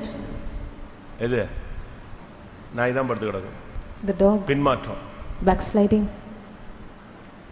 உன்னுடைய வாழ்க்கையில தோல்விகள் வாசல்லையே இருக்கும். Failures will be at your doorstep in your life. உன் காணிக்கை அங்கீகரிக்கப்படலைன்னா பாவம் உன்னை பின்தொடரும். If your offering is not accepted, sin will pursue. உனக்கு ஆசை வரும். You will have a desire. இச்சை வரும். Lust. உன் ஆசை அவனை பற்றி இருக்கும். Your desire, his desire shall be unto you. நீ அவனை ஆண்டு கொள்ளுவாய். And you shall rule over him. திருப்பி அந்த டாமினன்ட் ஸ்பிரிட் வருது பாத்தீங்களா? Can you find the dominant spirit peep again? நல்லா புரிஞ்சுக்கோங்க, உங்க காணிக்கை அங்கீகரிக்கப்பட்டது இல்லங்கறதை நீங்க இப்பவே கண்டுபிடிச்சிக்கலாம். Even now you can spot out easily whether your offering is accepted or not. இப்ப நம்ம எல்லாம் ஏதாவது ஒன்னு செஞ்சிட்டா acknowledgement கேக்குறோம். If we do anything, we want an acknowledgement. இல்லனா ஒரு ரிசிப்ட் கேப்போம். We want a receipt. இல்லனா உங்க செல்லுல மெசேஜ் வரும், பணம் கிரெடிட் ஆயிடுச்சு இல்லன்னு. Or we want an acknowledgement message in our mobiles. மொபைல்ல ஒரு ஆப்ஸ் நீங்க பண்ணா கூட ஃபெயில் ஆச்சுனா ஃபெயில்டுன்னு சொல்லும், அக்செப்ட்னா நிச்சயம் ஓகே சொல்லுதா? You do anything, any application in your mobile, you find whether it's accepted or failed. நம்ம கொடுத்த காணிக்கை எல்லாம் ஓகே ஆச்சுன்னு ஏதாவது ஒன்னு தெரிஞ்சா பரவாயில்லை, தெரியாமலே போயிட்டே இருக்குமே. Without a knowledge whether our offerings are accepted or not, we are just going on like that. ஆனா இன்னைக்கு நீங்க கண்டுபிடிக்கலாம். But today you can find out. உன்னுடைய காணிக்கை அங்கீகரிக்கப்படாவிட்டால் நீ மற்றவளை ஆளுகை செய்ய ஆசைப்படுவாய். If your offering is not accepted, then you will try to rule and have be dominant over others. படுத்து கிடக்கும். Sin will lie at your doorstep. உனக்கு எரிச்சல் உண்டாகும். You will be filled with wrath. உன் முகநாடி வேறுபடும். Your countenance will fall. நீ மற்றவங்களை நேசிப்பாய், ஆசை பற்றி இருக்கும். You will desire and lust after the others. யாரை பார்த்தாலும் ஆசை. You will desire for the others. யாரை பார்த்தாலும் இச்சை. Lust after the others. அது என்ன இப்படி ஒரு ஆவி? What kind of a spirit is that? சொல்லுங்க. இது கடைசி கால ஆவி, சோதோமின் ஆவி. This is the spirit of Sodom in the last days. பெண்கள் பெண்களை நேசிப்பது. Women loving women. ஆண்கள் ஆண்களை நேசிப்பது. Men towards men. தாறுமாறான நேசம். இதெல்லாம் எதனுடைய எஃபெக்ட்? எதனுடைய effect? What is the effect of all ரெண்டு this? பேரும் ஆம்பளைங்க. Both are men here. அப்படிதானே? ஆபேல் காயின். ஆனா இங்க சொல்லி இருக்கு உன் ஆசை யாரை பற்றி இருக்கும்? அவனை பற்றி இருக்கும். His desire shall be unto you. இங்க தான் புதிய ஏற்பாட்டின் பாவம் வருது. Here is the New Testament sin which occurs. அதனால தான் இயேசுவை நேசின்னு சொல்றோம். That is why we say love Jesus. மனுஷனை நேசிக்காதன்னு சொல்றோம். Do not love man. அது மாத்திரமல்ல, Not only that, காயின் தன் சகோதரனாகிய ஆபேலோடு பேசினான். Cain spoke to his brother Abel. நமக்கு சண்டை வந்துட்டா பேச மாட்டோம். But when we have fight, we will not speak. ஆனா இதுல இன்னொரு டெக்னிக் என்னன்னா பேசுவோம். Another technique is that we will speak. ஆனா உள்ளுக்குள்ள என்ன இருக்கும்? Within, full கசப்பு இருக்கும். bitterness filled. உண்மைதானே? Isn't that true? வருஷக்கணக்கா பேசாம ஒரே வீட்ல இருக்கிறவங்க எல்லாம் இருக்காங்க. There are people who live in the same house without speaking for years together. நான் திருவொற்றியூர்ல இருக்கும்போது, when I was at Tiruvuttur, ஒரு வீட்ல அவங்க doctor. There was a doctor in a house. அவர் doctor. He is a doctor. ஆனா இவங்க ரெண்டு பேருக்கு ஒரு சின்ன problem. But they had a problem, small tiff. But ரெண்டு பேருமே 2 வருஷம் பேசுனது கிடையாது. 2 years they have not spoken one to another. ஒரே வீட்ல இருக்காங்க. Same house. CSI சர்ச்சுக்கு ரெண்டும் சேர்ந்தே போகும். They join together, go to the CSI church. இவர் கார் ஸ்டார்ட் பண்ணிட்டாருன்னா அந்த அம்மா வெளிய வரும். Once he ignites the car, the sister will come out. Car நிப்பாட்டியாச்சுன்னா இறங்கி போயிட்டே இருப்பாங்க. The car is stopped, she will get down and go. கரெக்ட்டா 1 ஆம் தேதி இல்லனா 2 ஆம் தேதி அவர் ஹாஸ்பிடல்ல அவருக்கு ஷேர் கிடைக்கும். அந்த பணத்தை அவர் எங்கயாவது உட்கார்ந்திருக்காளான்னு அப்படி பாப்பாரு. உட்கார்ந்திருக்கானா டமால்னு அப்படி போட்டு போயிட்டே இருப்பாரு. First or second he will receive a share in the hospital, when he will come and bring the share and give it to her wherever she is seated and go away. இப்படிலாம் இருக்காங்க. This is how they gave. Cain ஆபேலோடு பேசினான். Cain spoke to his brother Abel. நயவஞ்சகமா பேசினான். He allured him. 8ஆம் வசனம் சொல்லுகிறது அவன் விரோதமாய் எழும்பி அவனை கொலை செய்தான். Verse 8 says he rose up against him and slew him. காணிக்கை அங்கீகரிக்கப்படாவிட்டால் விரோதம் வரும், கொலை வரும். If your offering is not accepted, there is enmity and finally murder. தன் சகோதரனை பகைக்கிற எவனும் மனித கொலைபாதகன். He that hateth his brother is a murderer. 1 யோவான்ல பேசும் பொழுது Coming to 1 John, அங்கே காயினை பத்தி பைபிள் சொல்லுகிறது அவன் பொல்லாங்கினால் உண்டாயிருந்து பொல்லாங்கானதை செய்தான். The Bible speaks about Cain saying that he was of the son of perdition. அவன் பொல்லாங்கனார், பிசாசுனால உண்டானவன் சொல்லி. He is of the wicked one and he did wicked works. 1 யோவான் 3:12. 1 John chapter 3 verse 12. பொல்லாங்கனால் உண்டாயிருந்து தன் சகோதரனை கொலை செய்த காயினை போல் இருக்க வேண்டாம். அவன் எதினிமித்தம் அவனை கொலை செய்தான். தன் கிரியைகள் பொல்லாதவைகளும் தன் சகோதரனுடைய கிரியைகள் நீதி உள்ளவைகளுமாய் இருந்தது நிமித்தம் தானே. நல்லா இந்த வசனத்தை படிச்சுக்கங்க, பிடிச்சுக்கங்க. Read through this verse properly, hold on to this word. என்ன சொல்லிருக்கு? What is said? அவன் கிரியைகள் பொல்லாதது, அவன் சகோதரனுடைய கிரியைகள் நீதி உள்ளவைகள். இப்ப காணிக்கையினுடைய தன்மையை நீங்க புரிஞ்சுக்கங்க. His own works were evil and his brothers were righteous. Now you can understand the attribute of an offering. காயினுடைய காணிக்கை பொல்லாத காணிக்கை. The offering of Cain was an evil one. ஆபேலுடைய காணிக்கை நீதி உள்ள காணிக்கை. Abel's offering was righteous. எப்படி? என்ன நிலவரத்துல காணிக்கை கொடுத்திருக்கான் பாருங்க. தன் கிரியைகள் பொல்லாதவைகள். His own works were evil. காணிக்கை கொடுத்தான், ஆனா அது பொல்லாத ஒரு காணிக்கை. He gave an offering but it was an evil one. ஒரு இடத்துல ஒரு ஐயா காணிக்கை கொடுத்தாரு. In one place there was a old brother who gave an offering.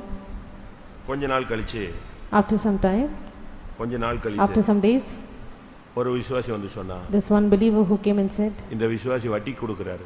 He is giving for usury. வட்டிக்கு கொடுக்கறாரு. He gives for usury. அப்ப நான் சொன்னேன் அவர் நல்ல விசுவாசி. He is a good believer. அவங்க பிள்ளைங்கள ஊழியத்துல இருக்காங்க. His children are in the ministry. அவர் வட்டிக்கு எப்படி கொடுப்பாரு? But how can he do that? இல்ல நீங்க விசாரிச்சு பாருங்க வட்டி கொடுக்கறாரு. No, you can check out and see he gives for usury. சரி குற்றச்சாட்டுன்னு வந்துச்சுன்னு நான் கூப்பிட்டு விசாரிச்சேன். So because it was an accusation, I called and inquired. அப்ப அவர் சொன்னாரு, He said, சும்மா கைமாத்தா கொடுத்தா இவனுங்க திரும்பி தர மாட்டான் brother. If you just give it for him as an help, he will not give it back. எப்படி? சும்மா கைமாத்தா கொடுத்தா அவன் என்ன செய்ய மாட்டான், அந்த பணத்தோட சீரியஸ் அவனுக்கு தெரியாது. If you just give it as a help, he will not find it serious to give it back. அதனால வட்டின்னு சொல்லி கொடுத்திருக்கேன். So I just give it for usury. நான் சொன்னேன் அதெல்லாம் கரெக்ட் தான், இந்த method தப்பாச்சே. Everything is right, but your method is wrong. அப்ப நீங்க வட்டி வாங்கிட்டு தான் இருக்கீங்க. So it is true. வட்டி நான் யூஸ் பண்றதே கிடையாது. I do not use the money. அப்படின்ட்டார். அப்ப என்ன பண்றீங்கன்னு கேட்டேன். Then what do you do? அதான் மாசம் மாசம் உனக்கு 1500 ரூபாய் கொடுக்கறல்ல, அதுதான் அந்த காசு தான். I give 1500 every month to you, that is that money. யாரை கடைசில குற்றவாளி ஆக்கிட்டான்? Finally who is the convict? என்னையே தான் குற்றவாளி ஆக்குறான். I am the convict. மாசம் 1500 ரூபாய் கொடுத்துக்கிட்டே வரான்ல, அது ஏன் காசு கிடையாது. அவன் கொடுக்குற வட்டியை தான் நான் எனக்கு தொட்டா பாவம் இல்ல, அதனால நான் அவன்கிட்ட கொடுத்துட்டேன்ட்டான். I give you 1500 every month to you because it is not. இப்படி எல்லாம் ஜித்து வேலை பண்ற பாதி பேர் இருக்கிறான் சிபிஎம்ல. There are half of the people who are like this in CPM. ஆண்டவரை ஏமாத்துறது, ஊழியக்காரனை ஏமாத்துறது, நம்மளை எல்லாம் என்னெல்லாமோ ஏமாத்துறான். Deceiving the Lord, deceiving the servants of God, in some manner they try to deceive. Bible சொல்கிறது அவன் கிரியைகள் பொல்லாதவைகளா இருந்தபடியால் தேவன் அதை அங்கீகரிக்கல. The Bible says because his works were evil, God did not accept him. இப்போ அவனை கொலை செய்துட்டான். Now he has slain him. அதனால பைபிள் சொல்கிறது அவன் பொல்லாங்கினால் உண்டாயிருந்தான், பிசாசுக்கு பிறந்தவன் சொல்றாரு. That is why the Bible says he was of the wicked one, he is born of the devil. அதுதான் அதனுடைய அர்த்தம். பொல்லாங்கனால் உண்டாயிருந்து அப்படினா என்ன அர்த்தம்? Born of the wicked one, what does it mean? Starting stage எப்படி இருந்துச்சு தெரியுமா? How was his early stage? சொல்லுங்க. ஆதியாகமம் 4:1. Genesis 4:1. ஆதியாகமம் 4:1. ஆதாம் தன் மனைவியாகிய ஏவாளை அறிந்தான், அவள் கர்ப்பவதியாகி காயினை பெற்று கர்த்தரால் ஒரு மனுஷனை பெற்றேன் என்றார். ஸ்டார்டிங் எப்படி இருந்துச்சு? கர்த்தரால் ஒரு மனுஷனை பெற்றேன். அவன் தான் ஆபேல். அவன் தான் யாரு? Coin. In the beginning it was said, I have gotten a man from the Lord, and he was ஆனா Cain. இப்ப பிசாசுனால உண்டாயிருக்கான். But now he is of the wicked one. வளர்ப்பு சரியில்லை. His growth is not right. நிலவரம் சரியில்லாம போயிடுச்சு. Now his state is not right. இப்ப விரோதமானவனாய் மாறிட்டான். Now he has become an enemy. அவனை கொலையே பண்ணிட்டான். He has slain him. இப்ப கொலை பண்ணிட்ட பிறகு After the murder, ஆண்டவர் ஒரு क्वेश्चन பண்றாரு. now the Lord poses a question. எங்க ஆபேல் எங்க? Where is your brother? என்ன சொன்னான்? What did he say? நான் அவனுக்கு இல்ல அவன் நான் அறியே. I know not. போய் வந்துருச்சா? Next he lies. ஸ்டேட்மென்ட் எப்படி இருக்கு? What is his statement now? நான் அறியே. I know not. நான் அவனுக்கு காவலாளியோ? Am I my brother's keeper? சொல்றான், நான் என்ன காவலா காத்துட்டு இருக்க முடியும்? Am I my brother's keeper? யோசிச்சு பாருங்க. Just imagine. அதாவது ஒரு பாவம். A sin. தொடக்கம் எங்க? Where is the beginning? தொடக்கம் எங்க? Where is the நான் beginning? நேத்து ஒரு பாயிண்ட் சொன்னேன், தொடக்கம். I spoke of this yesterday. ஆமானுடைய பாவத்தினுடைய தொடக்கம் என்னது? Where is the beginning? Wish பண்ணல, அவனை ஸ்தோத்திரம் பண்ணல, மதிப்பு கொடுக்கல. அதுதான் சாவு, தூக்குல தொங்க விட்டது. He was not greeted, which made him hang on the tree. இங்க முதல் குற்றம் என்னது? காணிக்கை தேவன் அங்கீகரிக்கல. Here the first fault was God did not accept the offering. அடுத்து வருது பாருங்க, வரிசையா ஒவ்வொண்ணா வருது. Now it is listed out one by one. ஒன்னு என்னது? One. எரிச்சல், wrath, முகநாடி வேறுபட்டது, countenance falling, பாவம் வாசப்படியில படுத்துச்சு, sin lies at the door, ஆசை வந்து விட்டது, his desires come, அவனுக்கு விரோதமா எழும்பி விட்டான், he is risen up against அவனை him, கொலை செய்து விட்டான், murdered him. இப்ப நான் எனக்கு தெரியவே தெரியாதுன்னு போய் சொல்றான். Now he lies saying I know not. அடுத்து Nextly 12 வசனம், verse 12, 11, verse 11. இப்பொழுது உன் சகோதரனுடைய இரத்தத்தை உன் கையிலே வாங்கிக் கொள்ள தன் வாயை திறந்த இந்த பூமியில் நீ சபிக்கப்பட்டிருப்பாய். சபைக்குள்ள இருந்துட்டு சபிக்கப்பட்டவனா இருந்தா என்ன பிரயோஜனம்? What is the profit by being cursed in the church? தன் வாயை திறந்த இந்த சபையில் நீ சபிக்கப்பட்டிருப்பாய். You will be cursed in this church. இனி அது உனக்கு பலனை கொடாது. It will no more give you its yield. நீ இந்த சபையில் நிலையற்ற அலைகிறவனாய் இருப்பாய். You shall be a fugitive on this church. எப்படி போயிடுச்சு பாத்தீங்களா நிலவரம்?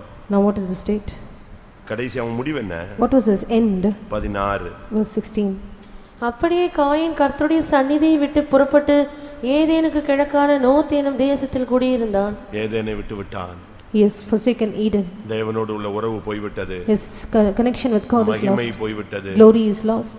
உறவு போய்விட்டது. His relationship with God is lost. ஐக்கியம் போய்விட்டது. Fellowship is lost. அவனுக்கும் தேவனுக்கும் முற்றிலுமா கனெக்ஷனை போய் ஏதேனை விட்டு கிளக்க போய்ட்டான். He is completely cut off in connection with God. He is out of Eden now. எல்லாரும் கண்களை மூடுவோம். Let us all close our eyes. இப்போ நீங்க புரிஞ்சுக்கங்க. Now you understand. நீங்க கொடுத்த காணிக்கை எல்லாம் ஓகே ஆயிடுச்சா இல்லையா? Is your offering accepted or not? அப்படியே கண்ணை மூடி பாருங்க பார்க்கலாம். Close your eyes. நான் ரிப்பீட் பண்றேன். I repeat. எல்லாரும் கொஞ்ச நேரம் கண்களை மூடி முழங்கால் படிடுவோம். Let us all close our eyes, be on our knees.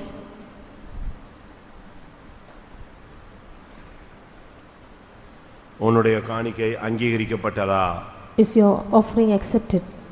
இத்தனை வருஷம் நீ இதை சிந்திக்கல. You have not thought of this so many years. இத்தனை வருஷம் உன்னுடைய நாலேஜ்ல இது வரல. This has not occurred in your mind so many years. இத்தனை வருஷம் நீ இத பத்தி யோசிக்கவே இல்ல. You never given a thought about it all these years. ஆனா இன்னைக்கு கர்த்தர் உனக்கு நினைப்பூட்டுகிறார். But today the Lord reminds you, என் மகனே என் மகளே, my son, my daughter, நீ பண்ணின ஊழியம் அங்கீகரிக்கப்பட்டதா? is your ministry accepted? நீ கொடுத்த காணிக்கை அங்கீகரிக்கப்பட்டதா? Is the offering you gave accepted? நீ செய்த ஒவ்வொன்றையும் தேவன் அங்கீகரித்தாரா? Has God accepted every work of yours? இத்தனை வருஷம் நீ ஓடிக்கொண்டிருக்கிறாயே, You are running for so many உன்னுடைய years. ஓட்டம் விருதாவா இல்லாவிட்டால் அங்கீகரிக்கப்பட்டதா? Is your race in vain or is it accepted? நான் ஓடினதும் ஓடுகிறதும் கிறிஸ்துவின் நாளில் எனக்கு விருதாவா இராதபடி மகிழ்ச்சியாயிருக்கும்படி வாஞ்சிக்கிறேன்னு பவுல் பேசுகிறார். St. Paul says that what I have run might not be in vain, but it shall be a glory and a joy for me at the day of Christ. இத்தனை வருஷம் நீ கொடுத்த காணிக்கை உனக்கு புகழ்ச்சியாய் மாற வேண்டும். The offering that you have given for so many years should become a praise for you. அப்படி புகழ்ச்சியாய் மாறுமானால், If that will become a praise to your name, இந்த சத்தியத்தின் நிமித்தம், for this truth, இந்த உபதேசத்தின் நிமித்தம், for the sake of the இந்த doctrine, கிறிஸ்துவின் அன்பின் நிமித்தம், for the love of Christ, இந்த தேவனுடைய ராஜ்யத்தின் நிமித்தம், for the kingdom of God, எல்லாவற்றையும் கிறிஸ்துவுக்காய் சகித்து ஜீவனை கொடுப்பாய். you will endure everything for the sake of Christ. Give up your life. இந்த விசுவாசத்தின் மேல் நீ பானபலியாய் வார்க்கப்படுவாய். You will be poured as a drink offering for the sake of the faith. உன் காணிக்கை அங்கீகரிக்கப்படாவிட்டால், If your offering is not accepted, உனக்கு எரிச்சல் உண்டா? you will be filled with wrath. உன் முகநாடி your வேறுபடும். countenance will fall. பாவத்தின் போராட்டம் இருந்து கொண்டே You will have the conflict of sin every time. ஆசை இச்சைகளுடைய போராட்டம் இருந்து கொண்டே இருக்கும். You will have this conflict of desires and lust in யாரையும் you. உன்னால் நேசிக்க முடியாது. You cannot love anyone. நீ பகைப்பாய், You will hate. விரோதிப்பாய், You will have enmity. தேவைப்பட்டால் கொலை செய்வாய், If needed, you will murder. ஆண்டவரிடத்திலேயே பொய் சொல்வாய். You will lie to the Lord. எப்பொழுது நீ சபிக்கப்பட்ட ஒரு நிலவரத்துக்கு வருவாய். Now you will come to a cursed state. ஒரு கட்டம் வரும் பொழுது At one point of time, தேவ சந்நிதியை விட்டு விலகுவாய். you will depart from the presence of God. எவ்வளவு கொடூரமான ஒரு முடிவு. What a cruel end. உன்னுடைய மகிமையான துவக்கம் எங்கே? Where is உன்னுடைய your கொடூரமான முடிவை நீ தேடுகிறாயோ? Where is your glorious beginning? Are you seeking for a cruel end? ஒரு 10 நிமிஷமோ 15 நிமிஷமோ எல்லாரும் கண்ணை மூடி முழங்கால் போடுவோம். 10 or 15 minutes, let us all close our eyes, be on our knees. நான் கொடுத்த காணிக்கை நீங்கள் கொடுத்த காணிக்கை அங்கீகரிக்கப்பட வேண்டும். You and I, whatever we have offered should be accepted. காணிக்கை அங்கீகரிக்கப்பட்டால் நாம் அங்கீகரிக்கப்படுவோம். If our offering is accepted, then we are accepted. காணிக்கை அங்கீகரிக்கப்படாவிட்டால் நாமும் அங்கீகரிக்கப்பட மாட்டோம். If our offering is not accepted, then we are not received of the Lord. கர்த்தர் காண்கிறார். The Lord is watching us. கர்த்தர் கேட்கிறார். God is hearing us. கர்த்தர் உணர்கிறார். The Lord feels us. கர்த்தர் பார்க்கிறார். The Lord is seeing us. கர்த்தர் இங்கே நின்று கொண்டிருக்கிறார். The Lord is standing here. உன்னுடைய காணிக்கை எப்படிப்பட்டது? What kind of offering are you giving to him? பணம் அல்ல, Not money, பொருள் அல்ல, not material. நீ கொடுக்கும் தன்மை, The attribute of your offering. அது தேவன் அங்கீகரித்தாரா? Yes, God accepted it. உன்னுடைய வாழ்க்கை பொல்லாதவைகளா, உன்னுடைய வாழ்க்கை நீதி உள்ளவைகளா? Is your life an evil one or a righteous one? கர்த்தர் காண்கிறார். God is watching. ஒரு ஐஸ்வரியவான் தன்னிடத்திலிருந்து இருப்பதிலிருந்து எடுத்து கொஞ்சம் போட்டான். A rich man gave a little of all that he had. அது அங்கீகரிக்கப்படவில்லை. It was not accepted. ஒரு பெண் தனக்கு இருப்பதையே போட்டு விட்டாள். A woman gave all that she had, her living. அது ஏற்றுக்கொள்ளப்பட்டது. It was accepted. இதுவரை Up till now, உன் காணிக்கை அங்கீகரிக்கப்பட்டதோ இல்லையோ, whether your offering was accepted or not, இப்பொழுது கர்த்தர் உன்னோடு பேசிக்கொண்டு now the Lord is speaking to you. இன்றையிலிருந்து அது அங்கீகரிக்கப்படட்டும். This day onwards it should be accepted, அதற்காக உன்னை சமர்ப்பிப்பாயா? for which you dedicate yourself. இதுவரை அங்கீகரிக்கப்படாவிட்டால் மன்னிப்பு கேள். If not, it was not accepted up till now, ask pardon of the Lord. இந்த கூட்டத்தோடு கர்த்தர் உன்னோடு அதிகமாக இடைப்பட வாஞ்சிக்கிறார். From this meeting onwards, the Lord desires to deal with you more and more. இந்த சுத்திகரிப்பு கூட்டங்களுக்கு பின்பு தேவனும் நீயும் நெருங்கி போவீர்கள். After these sanctification meetings, you will have a closer walk with God. ஒன்று தேவன் உன்னோடு பேசிக்கொண்டே இருப்பார். Either the Lord will keep speaking with you continually, இல்லாவிட்டால் நீ தேவனோடு பேசிக்கொண்டே இருப்பாய். else you will be communicating with God. ஒன்று நீ அவரை பார்த்துக்கொண்டே இருப்பாய். Either you will keep seeing the Lord, இல்லாவிட்டால் தேவன் உன்னை கண்டுகொண்டே இருப்பார். else the Lord will continually watch you. ஒன்று தேவன் உன்னுடைய கையை பிடித்துக்கொண்டே இருப்பார். Either the Lord will hold your hand, இல்லாவிட்டால் நீ தேவனுடைய கையை பிடித்துக்கொண்டே or இருப்பாய். you will hold the hand of the Lord. வாயை திறங்க, Open your mouths, அறிக்கை இடுங்க, start confessing, மன்னிப்பு கேளுங்க, ask pardon, ஆண்டவருடைய பாதத்துல விழுங்க. fall in the feet of the Lord. இன்றைக்கு ஆண்டவரே நான் அங்கீகரிக்கப்பட்டவனாய் திரும்பி போகணும்னு சொல்லுங்க. Say, Lord, today I should return as one who is accepted of you.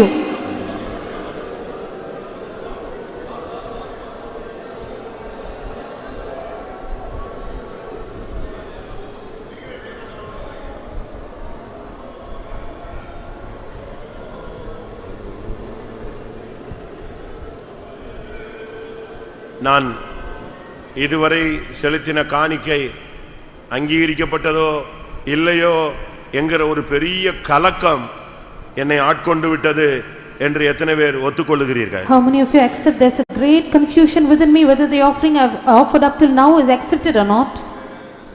அவங்க மட்டும் கைகளை உயர்த்துங்க Such பார்க்கலாம். people, raise your hands. நான் கொடுத்த காணிக்கை அங்கீகரிக்கப்பட்டதோ இல்லையோ, Whether the offering I gave was accepted or not. கர்த்தர் உன்னை கிருபையாய் மன்னிப்பாராக. Graciously may the Lord pardon you. இன்றைக்கு இரக்கத்தில் ஐஸ்வரியமுள்ளவராய் உன் அருகே அவர் வந்திருக்கிறார். Today he is come in our midst as one who is rich in his mercy. உனக்கு தேவனிடத்திலிருந்து இரக்கம் கிடைக்கணும்னா ஒரே வழி, தேவனுக்கு ஏற்கும் பலி நொறுங்குண்ட ஆவிதான். If you want to obtain the mercies of God, only one way, the perfect sacrifice unto the Lord is a broken spirit. இருதயம் நொறுங்கி இப்பொழுது தேவனுடைய பாதத்தில் நீ விழுவாயானால் நீயும் உன் காணிக்கையும் உன் குடும்பமும் உன் ஊழியமும் உன் ஜீவியமும் அங்கீகரிக்கப்பட்டதாய் மாறும். With a broken heart, if you will fall at the feet of the Lord right now, you, your family, your ministry and all that you've done will be accepted of the Lord.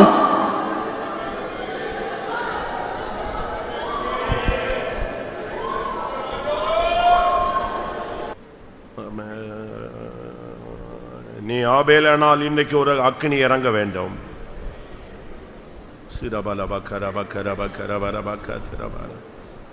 இதுவரை நீ அங்கீகரிக்கப்படாதவனா இருந்தாலும் இன்றைக்கு உன்னுடைய அறிக்கையின் மூலமாய் கர்த்தர் உன்னை அங்கீகரிக்க வேண்டுமானால் ஒரு அக்கினி இறங்குவதை நீ அனுபவிக்க வேண்டும்.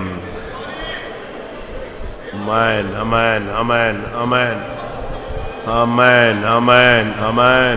Oh rabalabakara.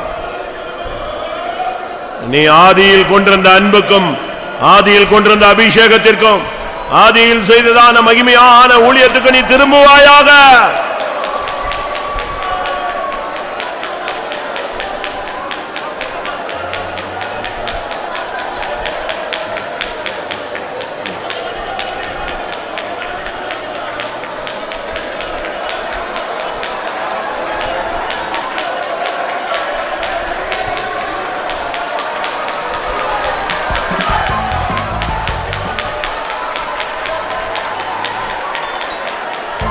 Ramania, Rahania Rabala.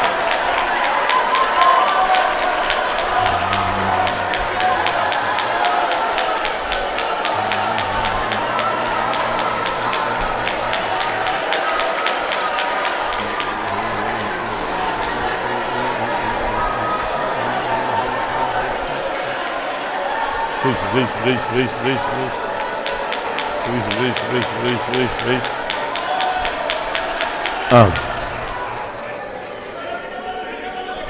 அக்கினியினால் உத்தரவு அருளுகிற தெய்வமே தெய்வம்.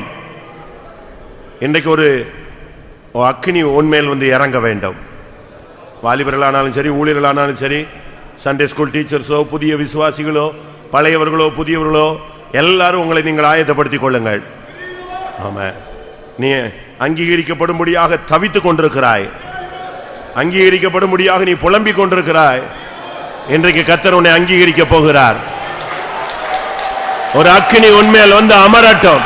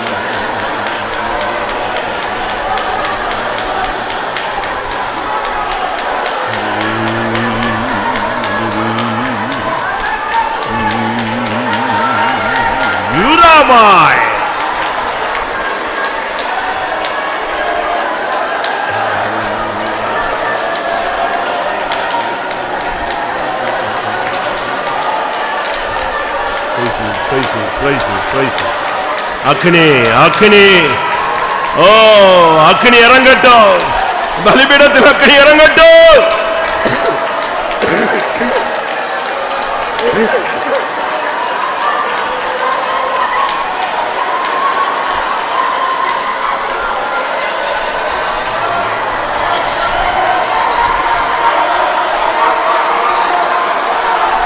அக்கினி இறங்கட்டும்.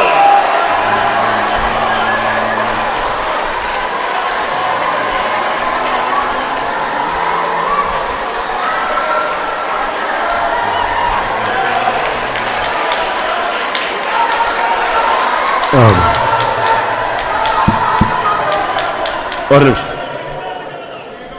இன்றைக்கு 2 பாயிண்ட்டுக்காக நம்ம ஒப்பு கொடுத்துருக்கிறோம்.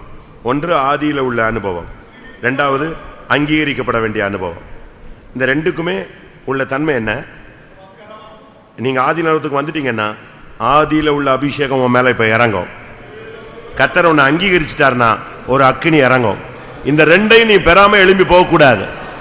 எத்தனை பேருக்கு அது தேவை? அந்த துவக்க கால அபிஷேகம், அந்த துவக்க கால அக்கினி. ஹல்லேலூயா. ஏல பக்கரா பக்கத்டா.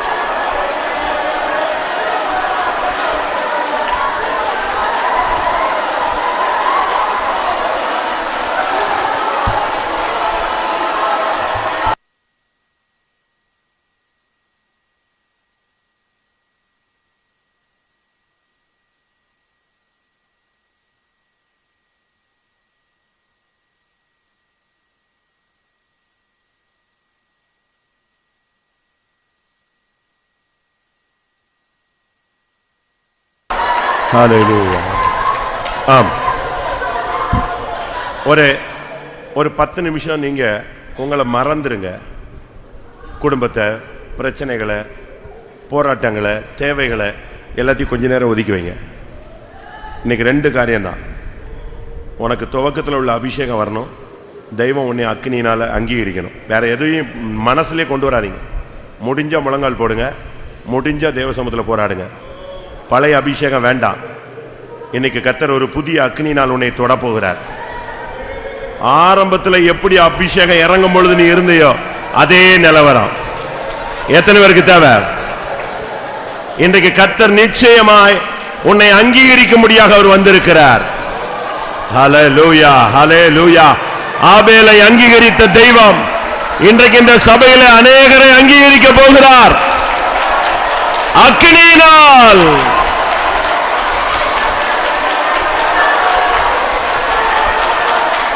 ஹீரபானியா ஹalleluya திடா திடா திடா திடா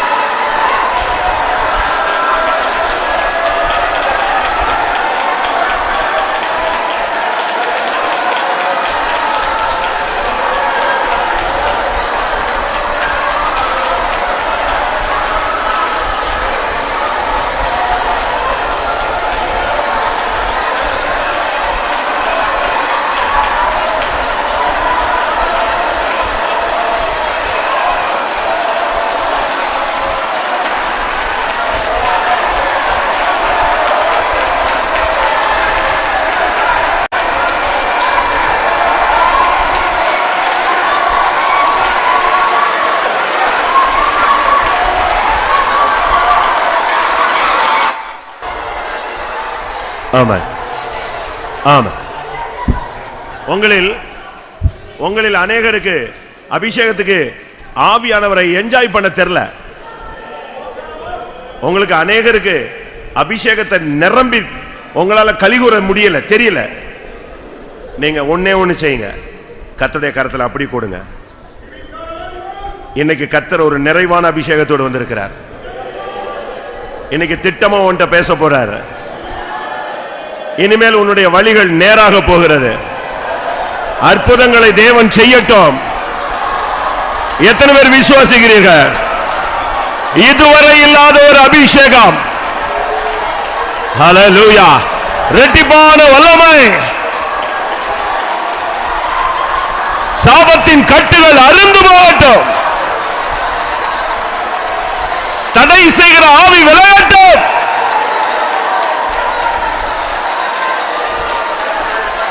Vivala ida bakara ida bakar. Oh Dios.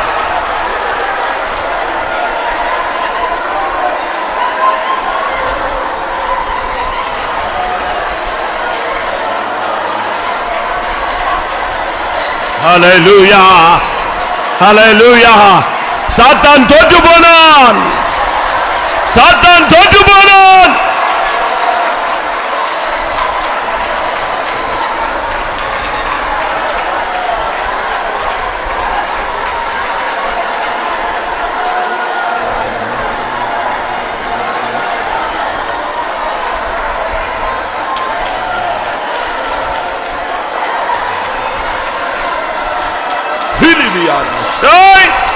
Lift it tight.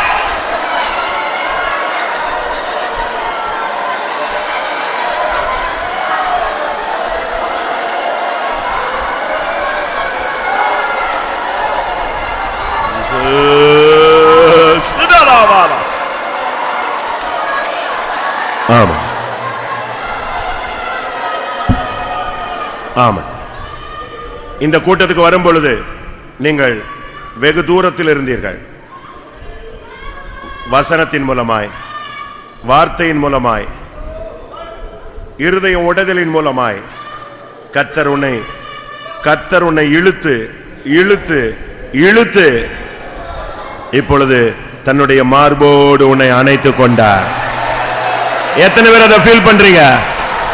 நான் தூரத்தில் இருந்தேன், என்னை வார்த்தையினால் இழுத்தார், அபிஷேகத்தினால் இழுத்தார். இப்பொழுது என் நேசர் மார்பிலே நான் அணைக்கப்பட்டிருக்கிறேன். ஆமென்.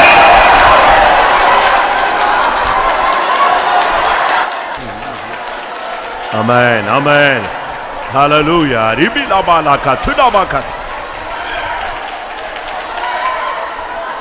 ஹித்ராயின மனாஷபாலாவாரியாராமா. ஆமா, இந்த கூட்டத்துக்கு வரும்போது நான் ரொம்ப ஃபார் அவே, ரொம்ப டிஸ்டன்ஸ்ல இருந்ததை நான் ஃபீல் பண்ணேன். ஆனா கர்த்தர் என்னை கொஞ்சம் கொஞ்சமா இழுத்தார். எத்தனை பேர் அதை ஃபீல் பண்றீங்க?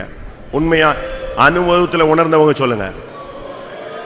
தேவ சமூகம், ஜெபம், அபிஷேகம் இதெல்லாம் எனக்கு ரொம்ப தூரத்தில் இருந்துச்சு.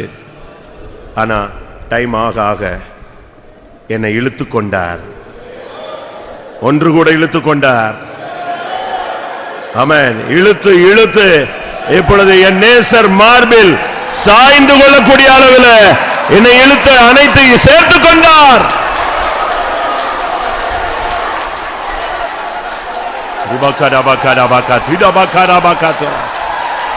அமேன் அமேன் அமேன்.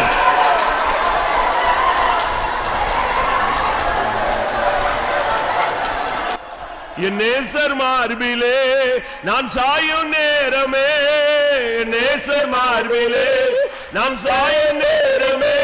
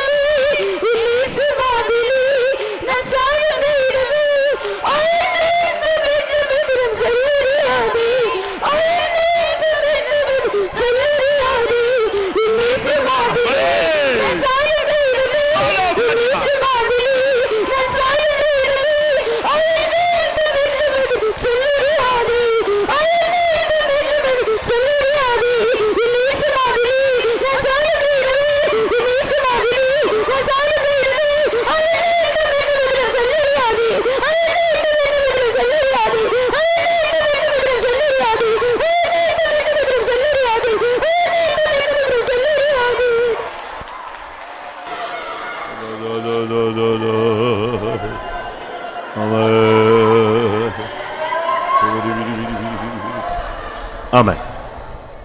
உங்களில் அநேகருக்கு கர்த்தர் ரட்சணியத்தின் சந்தோஷத்தை திரும்ப தந்திருக்கிறார்.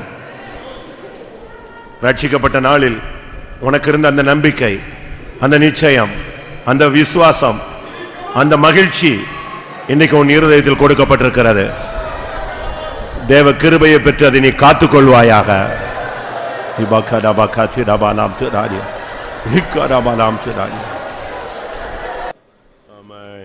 ஆமென். கர்த்தருடைய சமூகத்துக்காய் ஸ்தோத்திரம் பண்ணுவோம். இந்த நாலாவது கூட்டத்தை கர்த்தர் பொறுப்படுத்தபடினால ஸ்தோத்திரம் பண்ணுவோம். கிருபையினால் ஆவியானவர் இறங்கி ஆளுகை செய்தார், அதற்காக ஸ்தோத்திரம் பண்ணுவோம். தூரத்தில் இருந்த நம்மை ஒன்று கூட இழுத்துக் கொண்டார், அதற்காக ஸ்தோத்திரம் பண்ணுவோம். நம்முடைய ஆதி நிலவரத்துக்கு திரும்பி வரும்படியாக அழைப்பு கொடுத்தார், அதற்காக ஸ்தோத்திரம் பண்ணுவோம். நாம் அங்கீகரிக்கப்படக்கூடிய வழிகளுக்கு கர்த்தர் நமக்கு போதித்தார், அதற்காக ஸ்தோத்திரம் பண்ணுவோம். மீதிய கூட்டங்களை தெய்வம் பொறுப்படுத்த முடியாது, ஸ்தோத்திரம் பண்ணுவோம். முழு சபையும் கர்த்தர் பரிசுத்தப்படுத்த முடியாது, ஸ்தோத்திரம் பண்ணுவோம். எல்லா மகிமையும் அவருக்கே செலுத்தி ஸ்தோத்திரம் பண்ணுவோம். ஜாம். நேசிக்கிற நல்ல ஆண்டவரே, ஆசீர்வதிக்கப்பட்ட மைமேன் சமூகத்துக்காய் நன்றியோடு ஸ்தோத்திரிக்கிறேன் கர்த்தாவே. எங்களோட கர்த்தாவு வாசத்தின் கூட்டத்தின் இந்த 2வது நாள் கூட்டத்திலும் கூட தேவாமியான இந்த 4 நேர கூட்டத்திலும் கூட தேவாமியானவர் எங்களோட மத்தியில் கடந்து வந்து ஒவ்வொரு கூட்டங்களில் ஆவியானவர் கிரீசிதர் ஆண்டவரை உங்களோட வசனங்களை கொண்டு எங்களை உணர்த்தி நீர், அதற்காக உங்கள் ஸ்தோத்திரம். கர்த்தருடைய ஆவியானவரை இந்த நாட்களில் இன்னும் எங்களை ஜீவித்தை ஆழமாய் சுத்திகரித்துக்குள்ள, ஆழமாய் பரிசுத்துக்குள்ள ஆண்டவரே உங்கள் ஸ்தோத்திரம் இன்னும் சமூகத்தில் கிட்டி நெருங்கி சேர எங்களுக்கு உதவி செய்ய முடியாக வேண்டிக் கொள்கிறோம். ஆண்டவரே எங்களோடு ஒவ்வொருவரையும் இந்த ஆதி நிலவரத்தில் எங்களை கொண்டு வரும்படியாக வேண்டிக்கிறோம். ஆதி என்பை விட்டாய் என்று உன்பேர் என்ன குறை என்று சொன்னீர் ஆண்டவரே. அந்த ஆதி என்பர்களை கொண்டு வரும், ஆதி கிரியில கொண்டு வர ஆண்டவரே. கத்தாவே எங்களுக்கு ஸ்தோத்திரம். அந்த ஆதி நம்பிக்கைக்குள்ள எங்களை கொண்டு வரணுமே, ஆதி விசுவாசத்தில் எங்களை கொண்டு வரணுமே கத்தாவே. ஆண்டவரே எங்களுக்கு ஸ்தோத்திரம் ஆண்டவரே. இந்த நாட்களில் நாங்கள் விட்டதான எல்லா கத்தாவே நிர்பந்தமான நிலவரங்கள் எல்லாவற்றிலிருந்து எங்களை விடுதலை ஆக்கி கத்தாவே இந்த ஆதி நிலவரத்தில் தேவாவியானவர் எங்களை கொண்டு வர முடியும் கரத்தில் தர்றங்க கத்தாவே. ஆண்டவரே எங்களுக்கு ஸ்தோத்திரம். இந்த அன்பிலே நாங்கள் நிறைந்தவர்களாய் காணப்பட எங்களுக்கு உதவி செய்யுங்க கத்தாவே. ஆண்டவரே எங்களுடைய ஜீவி அங்கீகரிக்கப்படட்டும், எங்களுடைய ஒளி அங்கீகரிக்கப்படட்டும், எங்களுடைய காணிக்கை அங்கீகரிக்கப்படட்டும். ஆண்டவரே எங்களுடைய ஜீவி அங்கீகரிக்கப்பட்டதாய் நம்முடைய சமூகத்தில் நாங்கள் கத்தாவே எங்களுடைய சுத்தமான சாட்சியோடு நம்முடைய சமூகத்தில் காணப்பட எங்களுக்கு உதவி செய்ய முடியாக வேண்டிக்கிறோம். இந்த காயனை போல ஒருவரும் இருக்க வேண்டாம் கத்தாவே. அவனுடைய முகநாடி வேறுபட்டது கத்தாவே. ஆண்டவரே எங்களுக்கு ஸ்தோத்திரம் கத்தாவே. அவனுக்குள்ளே கத்தாவே எரிச்சல் உண்டானது கத்தாவே. அவனுடைய முகநாடி வேறுபட்டது கத்தாவே. உன் பாவம் வாசல் படியில் படுத்திருக்கும் என்று சொல்ல கேட்டோம் ஆண்டவரே. கத்தாவு உன் ஆசை அவனை பற்றி இருக்கும் என்று சொல்லப்பட்டு கத்தாவே. எந்த விதத்தில் எங்களுடைய பாவ ஆசைகள் பாவ இச்சைகள் எங்களை மேற்கொள்ளாதபடி ஆவியானவர் எங்களை காக்க முடியாத கரத்தில் ஒப்படைக்கிறோம். இந்த கேட்டதான இந்த இசைப்பின் சத்தத்தை கேட்ட நாங்கள் உங்களோட உணர்வடைந்த கத்தாவே இன்னும் எங்களை ஆதி அன்புக்குள்ளே திரும்பமாக நாங்கள் வீழ்ப்பிக்கப்பட்டு இந்த ஆதி நிலவரத்தில் எங்களை கொண்டு வர முடியாக கத்தாவே உடைய கரங்களில் எங்களுக்கு எங்களுடைய ஆணிபாய்க்கப்பட்ட கரத்தில் எங்களை சமர்ப்பிக்கிறோம். தொடர்ந்து நம்முடைய சமூகம் கூட இருக்கட்டும். தேவ சமூகத்தில் இந்த மக்கள் எல்லாம் உணர்த்தினீர், உயிர்ப்பித்தீர், ஆசீர்வதித்தீர், பலப்படுத்தினீர். அதுக்கு ஸ்தோத்திரம். நாங்கள் அறிக்கிட்டதான குற்றங்கள் குரல் திரும்ப வராதுன்னு எங்களை பாதுகாக்கணுமே, எங்களை பரிசுத்தமாக்கும். நாங்கள் பரிசுத்தமாக்கப்பட்டவர்களாய் தேவ சன்னிதானத்தில் கத்தாவி மகிழ்ச்சியோடு நம்முடைய சமூகத்தில் நிறுத்தப்பட எங்களை தாழ்த்து நம்முடைய கரத்தில் தரும். எல்லா துதிகரமையும் எடுத்துக்கொள்ளும். இயேசு நாமத்தில் வேண்டிக்கிறோம் பிதாவே. ஆமென். நம்முடைய கர்த்தராகிய இயேசு கிறிஸ்துவின் கிருபையும் பிதாவாகிய தேவனுடைய அன்பும் பரிசுத்தாவின் ஐக்கியமும் நம்ம சகல பரிசுத்தவான்களுடைய கர்த்தராகிய இயேசு மகிமையிலே வெளிப்படும் மட்டும் இருப்பதாக. அல்லேலூயா.